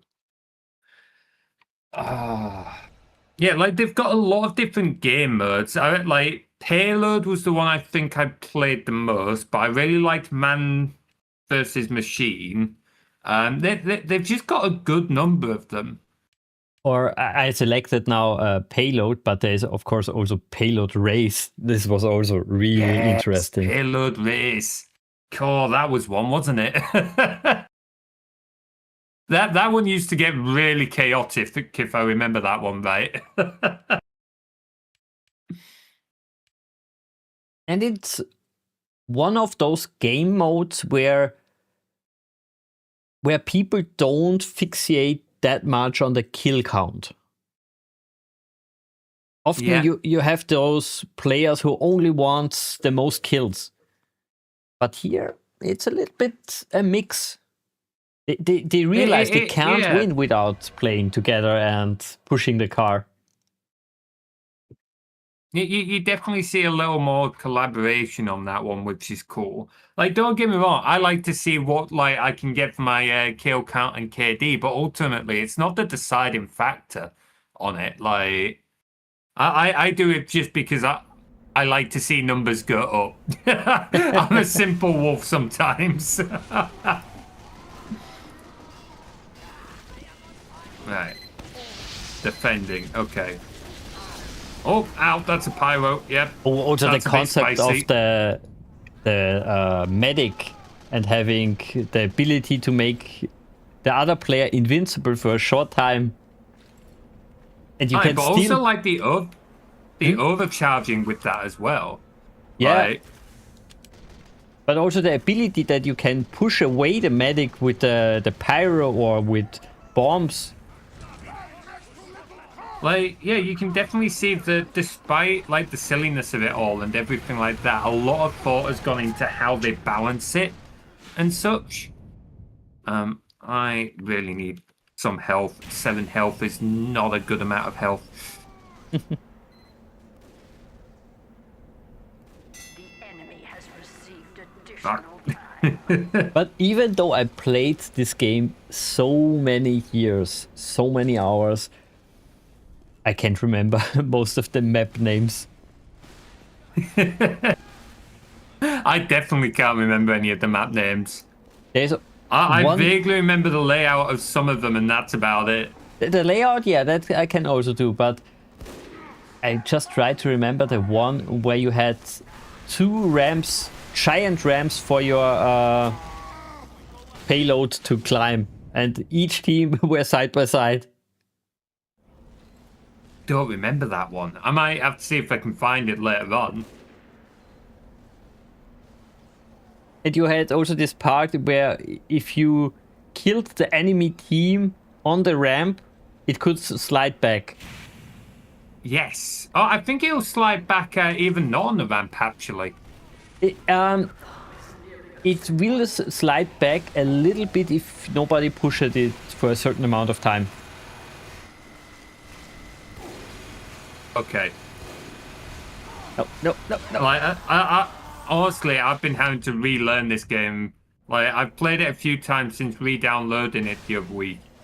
And it's Especially been a lot of fun, but that sniper is... I'm barely getting out the door. He's just on another level compared to me. Especially the different items I have to learn. There are so many new items I don't know. Yeah, there's so many out there. Ouch!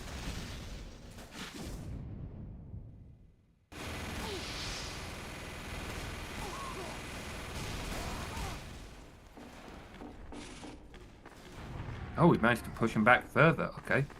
Ow, And I completely forgot, you mentioned it before, but completely forgot that it was called Übercharge. Yes. Übercharge. Like, the characters in this game are just so colourful. Like, they've each got their own personalities and stand out really well. And the towns, they are so sick. Yes. Oh, behind you. I mean, it's like mentioning the Meet the Scout and like the other videos earlier. Having those cool little video clips being published, they just really help build the game up into what it is. Yeah. And rarely a game did it, and yeah, does it now.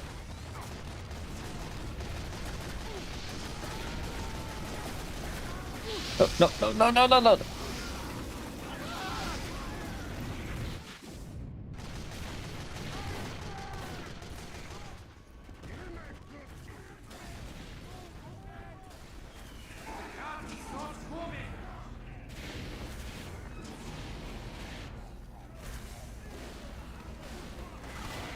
Damn, their whole team's on that. They were waiting for each other there.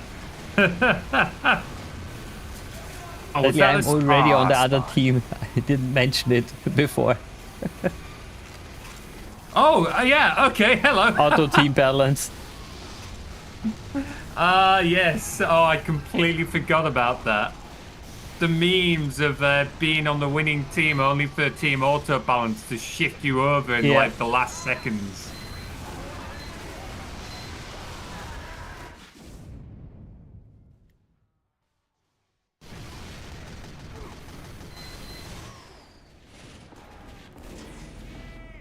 Also, not in no other games. This is definitely a Counter-Strike sickness. Ah! The funny names, the crazy names the users have. And I think in Team Fortress 2 you also had the spray logos. Or was this only in Counter-Strike? Yes. No, I think that was Counter-Strike more than TF2. Yeah. I could be wrong though.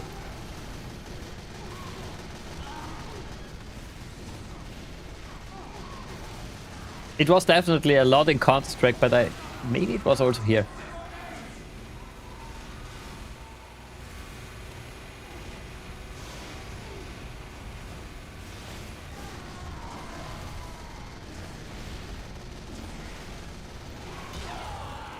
Heavy push. Oh, okay, there were some spray logos. No, There they were? weren't Okay. questionable. I love those nice girls. Motivating the team to fight stronger.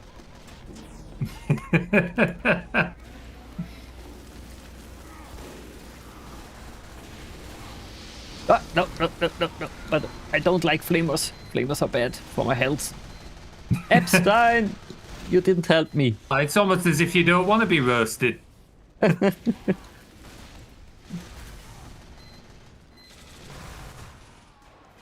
I'm not sure if this will happen as Team Blue here, but this feeling losing now when we only have to push it a few centimeters. Yeah, when you get so close, but then somehow lose it right at the end.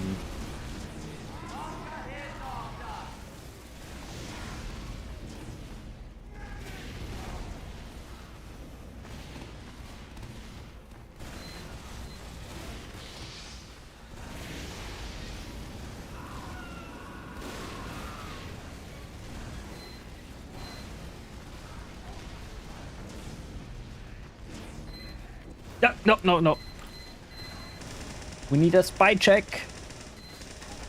Come here, demo man. Come here, you.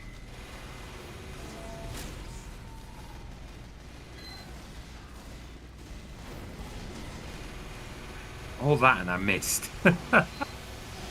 No, Epstein. yeah. Don't disappoint me. Do your job. Don't fail. Don't die in prison. Yes.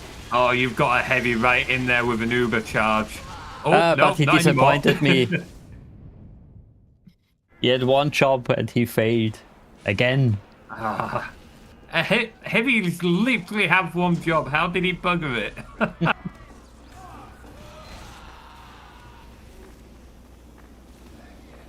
Oh, no, no, no, no. Okay, feel a little bit better. I mean, we've still got a hold for like 5 minutes, but it's going to be close.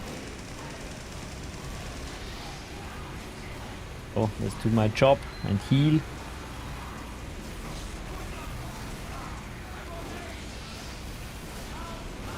Don't be scared. The bomb is also healing your ass. Ow, bleeding scout.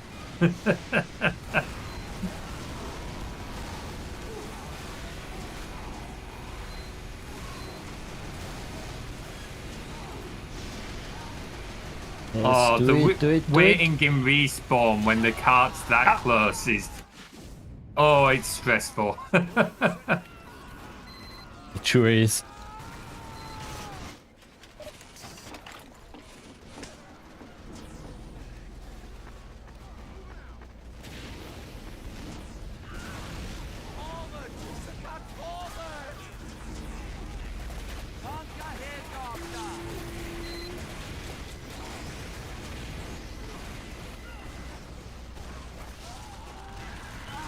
Ouch.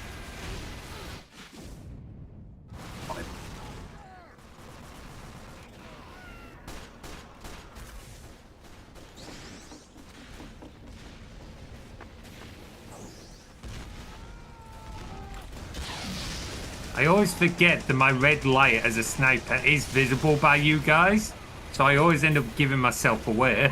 Yeah, the laser pointer. It's a good way of like balancing the sniper though.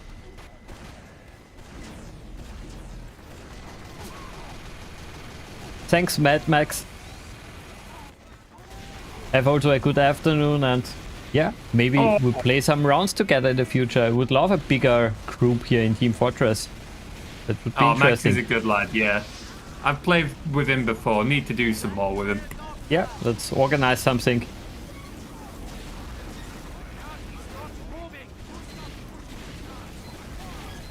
Push it, push it, Oh, push this it. is a solid push.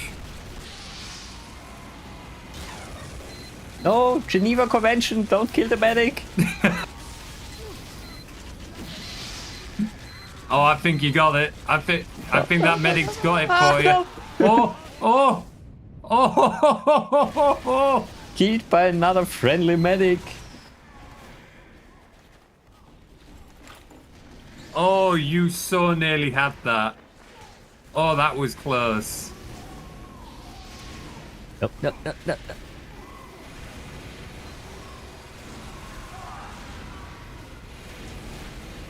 Nope. Bye.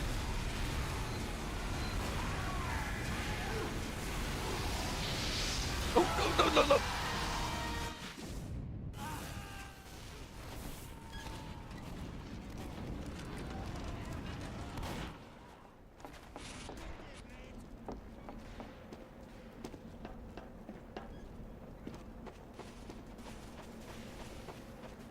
Why is no one else pushing this cart?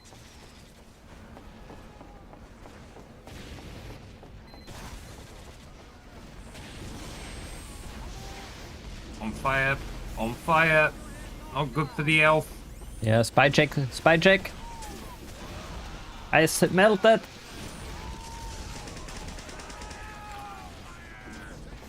Wait. Oh, this is so close.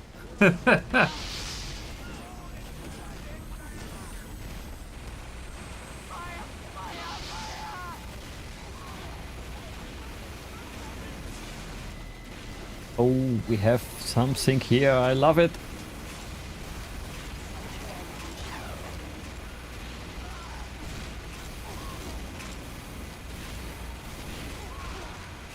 Got you. Oh!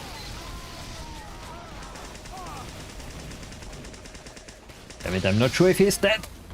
Or he's... Yeah. Okay, now we have lost. I was so close for an Uber charge. Yeah, unless you manage to get a big... Oh, that spy! Wrecking me.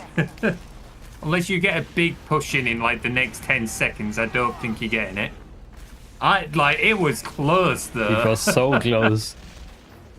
That cart's been hovering right on the edge for 8.5 minutes. Oh, right as I was getting out of spawn. Overtime. Can do it. No. Captain Maggots.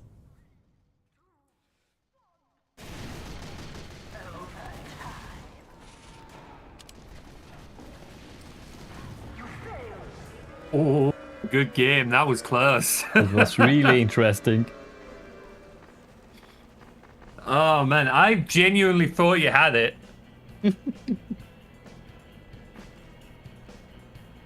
You nearly had it with your push there as well. Yeah, it was just a random thing. I just disconnect here and let's play one last round. Yeah, let's do it.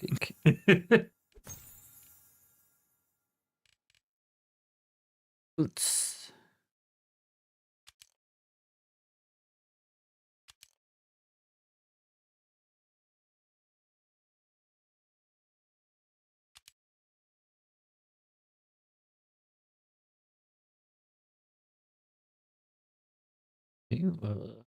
and why can't I activate? Oh, okay. Then.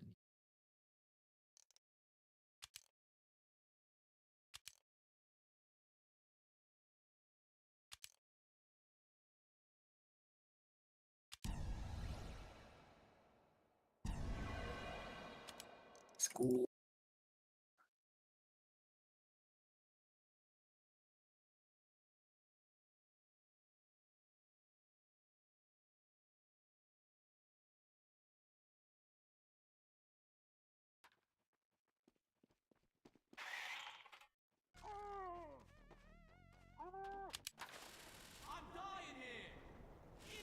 Or maybe need a heavy.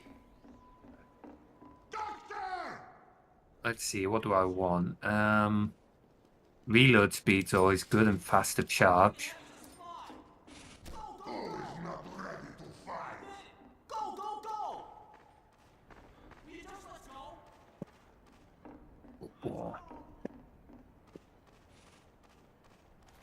Yeah, like I do love this game mode. I wish they had more than 6 waves. But I really have to check a little bit more the community side of the game. Maybe they created something. Possibly. It would be cool if they did. Like, for me, I'm not sure why it's capped at 6 waves. It's an odd decision. Yeah. If it was at 6 and then gave you the option to continue after winning, per se, like, even that would be, like...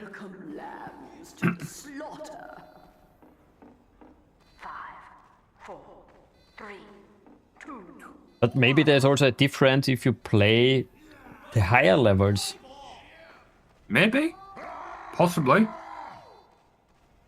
Oh, yeah, I remember you can see them in the distance. Yeah, last time I was shooting at them, wondering why I couldn't hurt them. You can't hurt them until they come down.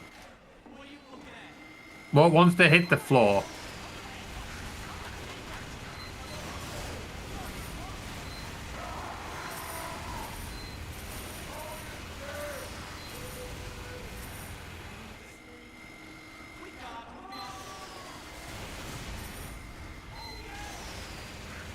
In general, I just love it when a game has a co-op mode. It's nice that it's got like both, so it can play to both sides. Yeah, exactly. That you have everything. Yeah, because you've got the PvP and the PvE. It's just catering to like wider audiences at that point. I just wish that maybe there would be a better bot support. That you could play every map with bots would be nice. Yes, that would definitely be nice. This especially makes a game last forever. If you have bot support, you can always play it on the LAN party. Yeah. Again, it's just giving your players like more options to be able to play with. Green is good. Have a bonus. Sweet. Bonus.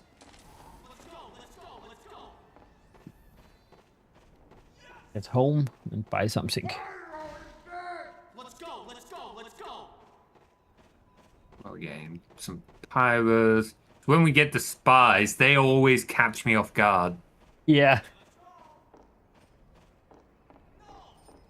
Yeah, gotcha. No way. Medic. Gotcha. Good.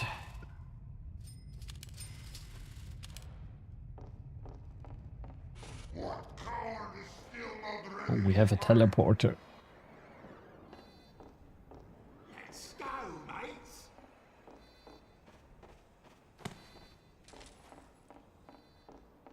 Are we down a person? Someone dropped off? Yeah, the Peter guy isn't.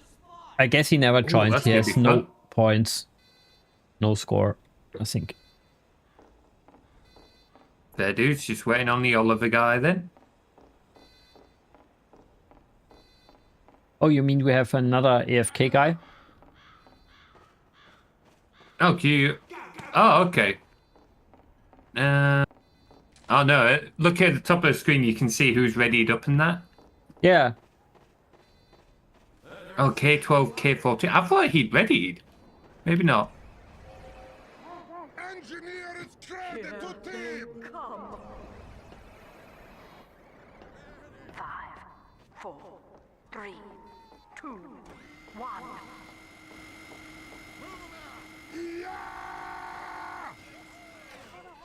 It's also interesting that they never mess the game up by introducing new classes or new buildings for the engine, for example. They kept it basic. They didn't try and worry about power creep, because power creep is a huge issue, but then it makes you wonder. And people say, oh, it's to keep the game relevant. I mean, you can say that, but you are also, like, doing in your game balance and everything like that. I'm not convinced you're doing yourself any favors, and TF2 is a testament to that. Absolutely. Can you keep your game alive by introducing new game modes, maps? Yeah, like there's other ways of doing it outside, like changing the power and balance of your game all the time. Oh no, Mr. Bomb. Oh, damn it.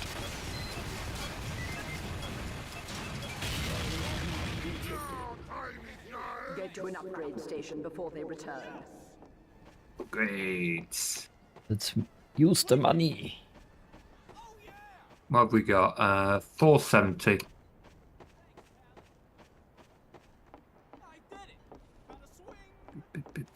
Right, I think I'll go for the faster reload this time.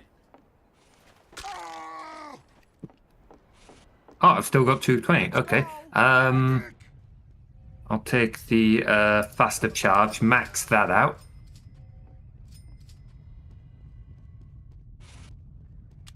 Get bloody going.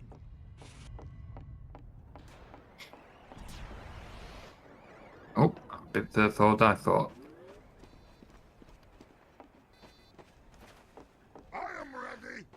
Oh, bless me, sorry. Bless you. Ah. I normally mute myself, but I'm on the wrong screen of my stream deck. I'm moving this. So you also have a stream deck? Yeah, I've got it set up for things for OBS and Twitch and a few extra buttons. So I've got one that, like, I'll sometimes call my younger brother for help for video games because he spends loads of time doing research on them. So I literally have a button that's called "Call Tim for help" and it DMs him on Discord. No, that's great. I need something for my daughters then. Hurry up, boys. The only downside is I've had to move the button because where it was initially, I kept accidentally knocking it while I wasn't live. So he kept getting me like, dude, you're not even streaming. Ooh, big bomb time.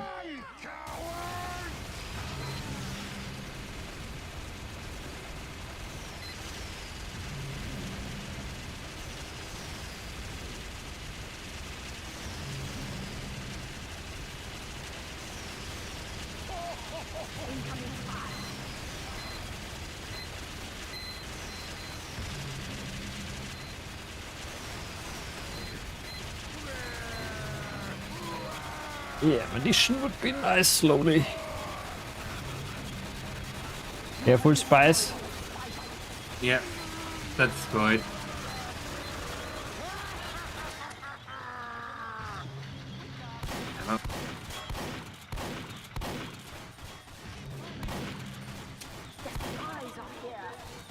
Oh, more spies? No, I need ammo. Engineers, we've got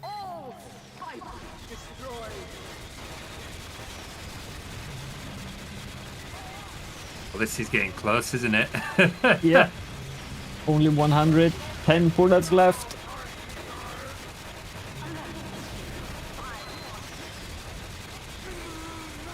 Oh, there's more spies than I remember there being. No, one of them got me. Eat that. Okay, we can do it. If no bad Oh, spy I'm is trapped coming. in the... Please, no spy. Oh, nice. A nice money. I hate one thing this game does do that does drive me batty is sometimes when you die in this game mode, it'll bring up the shop, the new items. And if your inventory's full, like, it's a pain to have to click through it because the game's still playing in the background. But you've got to sort out your inventory first. Yeah, And that does drive me a bit batty. I totally see that. Metal man to fight. Not perfect the game, but near perfect. Yeah, they like anything, it's still got just a couple of details that could be a little bit better. And even though they patched it in the last few years a few times, it's sadly abandoned. Yeah, I mean, I can't really blame them. It's been free to play for years, and this game is ancient at this point, so it's not like they didn't keep it going for a long time.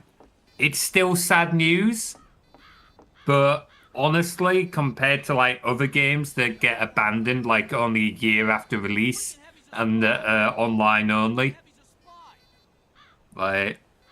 But I still wonder if they still make a lot of money here or if it's just a few bucks. That would be interesting to look at, wouldn't it? Because I believe the shop's still active. Yeah, the shop is active and we can't play some of the maps for men versus machines because we don't have the special ticket. Yeah, I forgot about that actually. It'll be interesting to see. Don't know.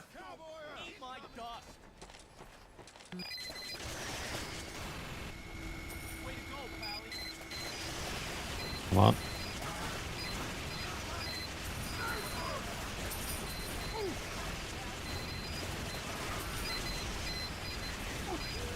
No, no, no, no, no.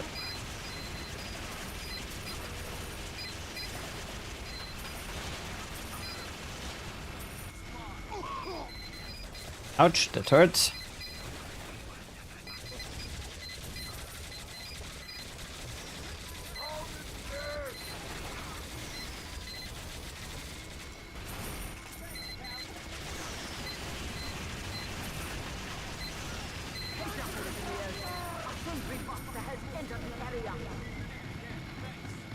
Got for the big ones.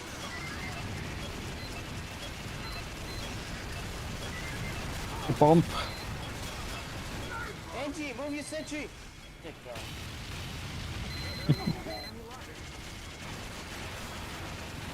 Come on, come on. Sniper.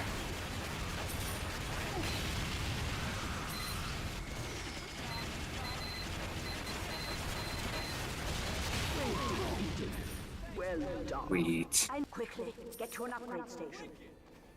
Let's go. Now a fatty is coming. Oh, okay, say what we got this time. Ooh. Thanks for that, tough guy. Way to go, Pally. What can I get this time? Medic! There's a spy over here. No. A damage increase and some health on a headshot or a kill. The freaking heavy's a spy. Showing what I should invest now. Especially for the big one coming. Yeah, those big bombs can really be an issue. Yes, I go for firing speed. Go, go, go! I am ready to fight rock. Oh, I think we've lost another player. But maybe somebody's It's just four joining. of us now. Yeah, somebody is joining. Oh, it is solid. I was going to say, it could be fun if not.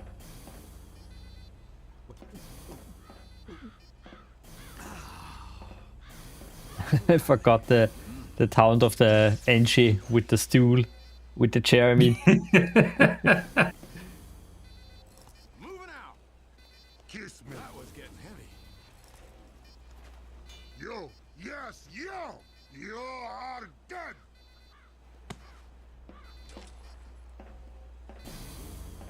How long we got? 16 seconds. Who is Oh, second heavy. Sweet.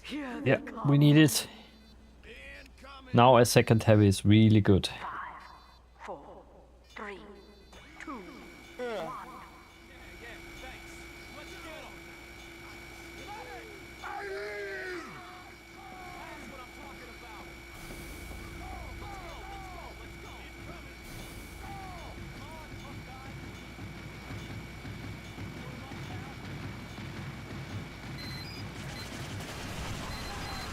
And there he is. Oh.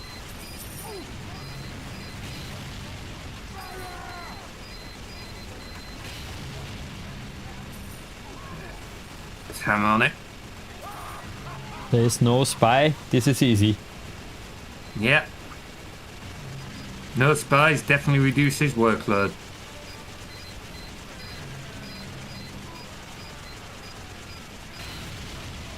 On. Halfway there.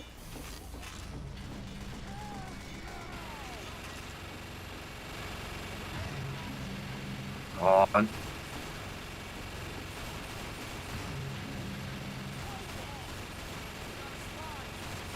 Call these things the tanky buggers.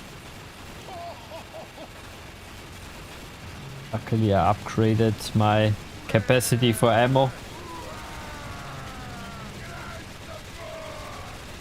Yes. All too easy. Okay, it's nearly down. Yes, there we go. I'm giving you a bonus. Sweet bonus. I have 1.3k. Yeah, thanks. Thank you. Yeah, gotcha. Oh, what do I go for this time? No way. This sucks on ice. Doctor! Shouldn't use everything. Ammo capacity. Oh, we got a lot of that round, didn't we? Oh, I've just realised I can upgrade my other things as well. I did not realise that. Yeah, Huh. you can upgrade a lot. Move! Ready! Yeah, I think I'd mainly stick with me sniper rifle anyway, so... Yeah, I also have everything in my main gun. That's good trip! Just the last few points I couldn't use for the main gun. I invested in my character. Let's go, mates! Sweet. As a heavy speed bonus is not that bad. Huh, everyone's readied up, but it's still got the timer counting down. I guess because of Peter. Yeah, I guess, but Maybe we it should looks kick like him. they're left, so yeah, you would have thought... Forgot how to kick. Been a while. Yeah, I have no clue. Let's click him. It starts in 18 seconds anyway, so not a huge issue. On three. 1, 2, 3. This is the last wave. Fight! Incoming! 5, 4, 3, 2, 1. Oh. Let's do this. Let's do this. Let's go, come on, last wave, we got this. What could go wrong?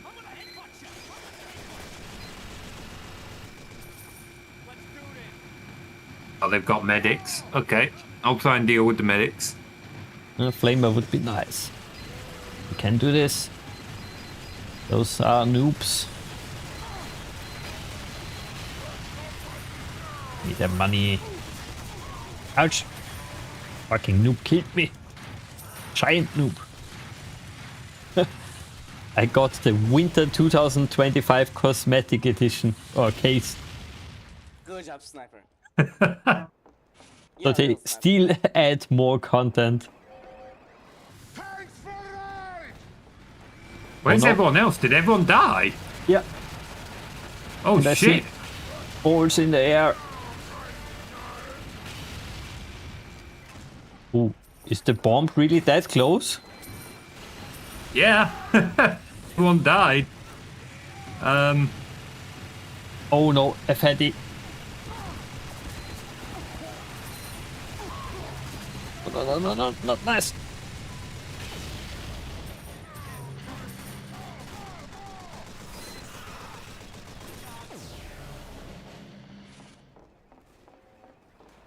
Didn't know I can spend money to respawn.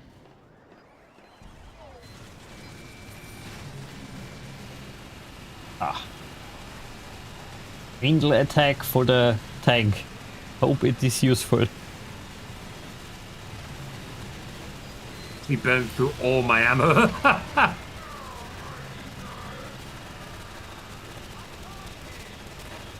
Damn, the tank's moving pretty quick. Nearly out of ammo.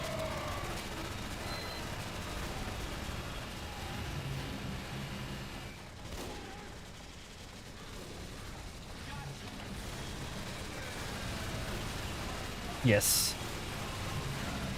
Oh, it's going down. Yes. Ah, this is really a nice game. Why haven't I played this for so long? I know, I was literally saying the same thing when I tried it again the other week. Well, Again, just all the games for the win.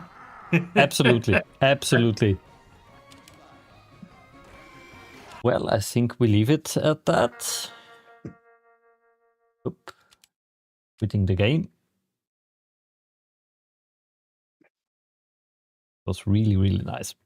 Yeah, bum. Where is my screen? Or my browser tab? Yeah.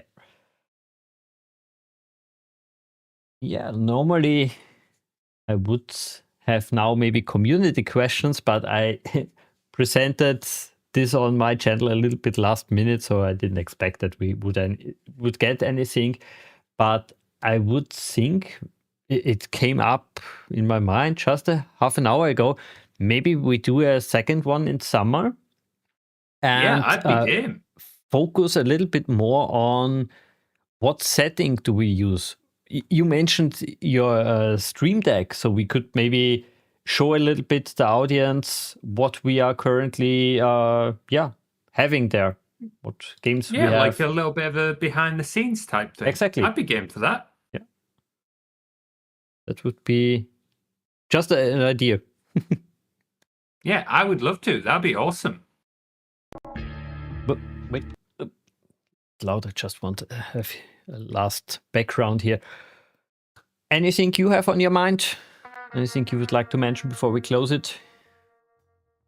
I don't think so. Like, we've gone through a lot today. It's been really, thank you for having me on. You're welcome, and always great to have you on the channel. It's always good to have fellow content creators here who face the same problems and fuck up the same as I do. That's not bad. But yeah. Technology always failing us. Exactly. But I would say that's it for this stream. Have everybody a nice weekend, and yeah, we see each other soon. Bye-bye.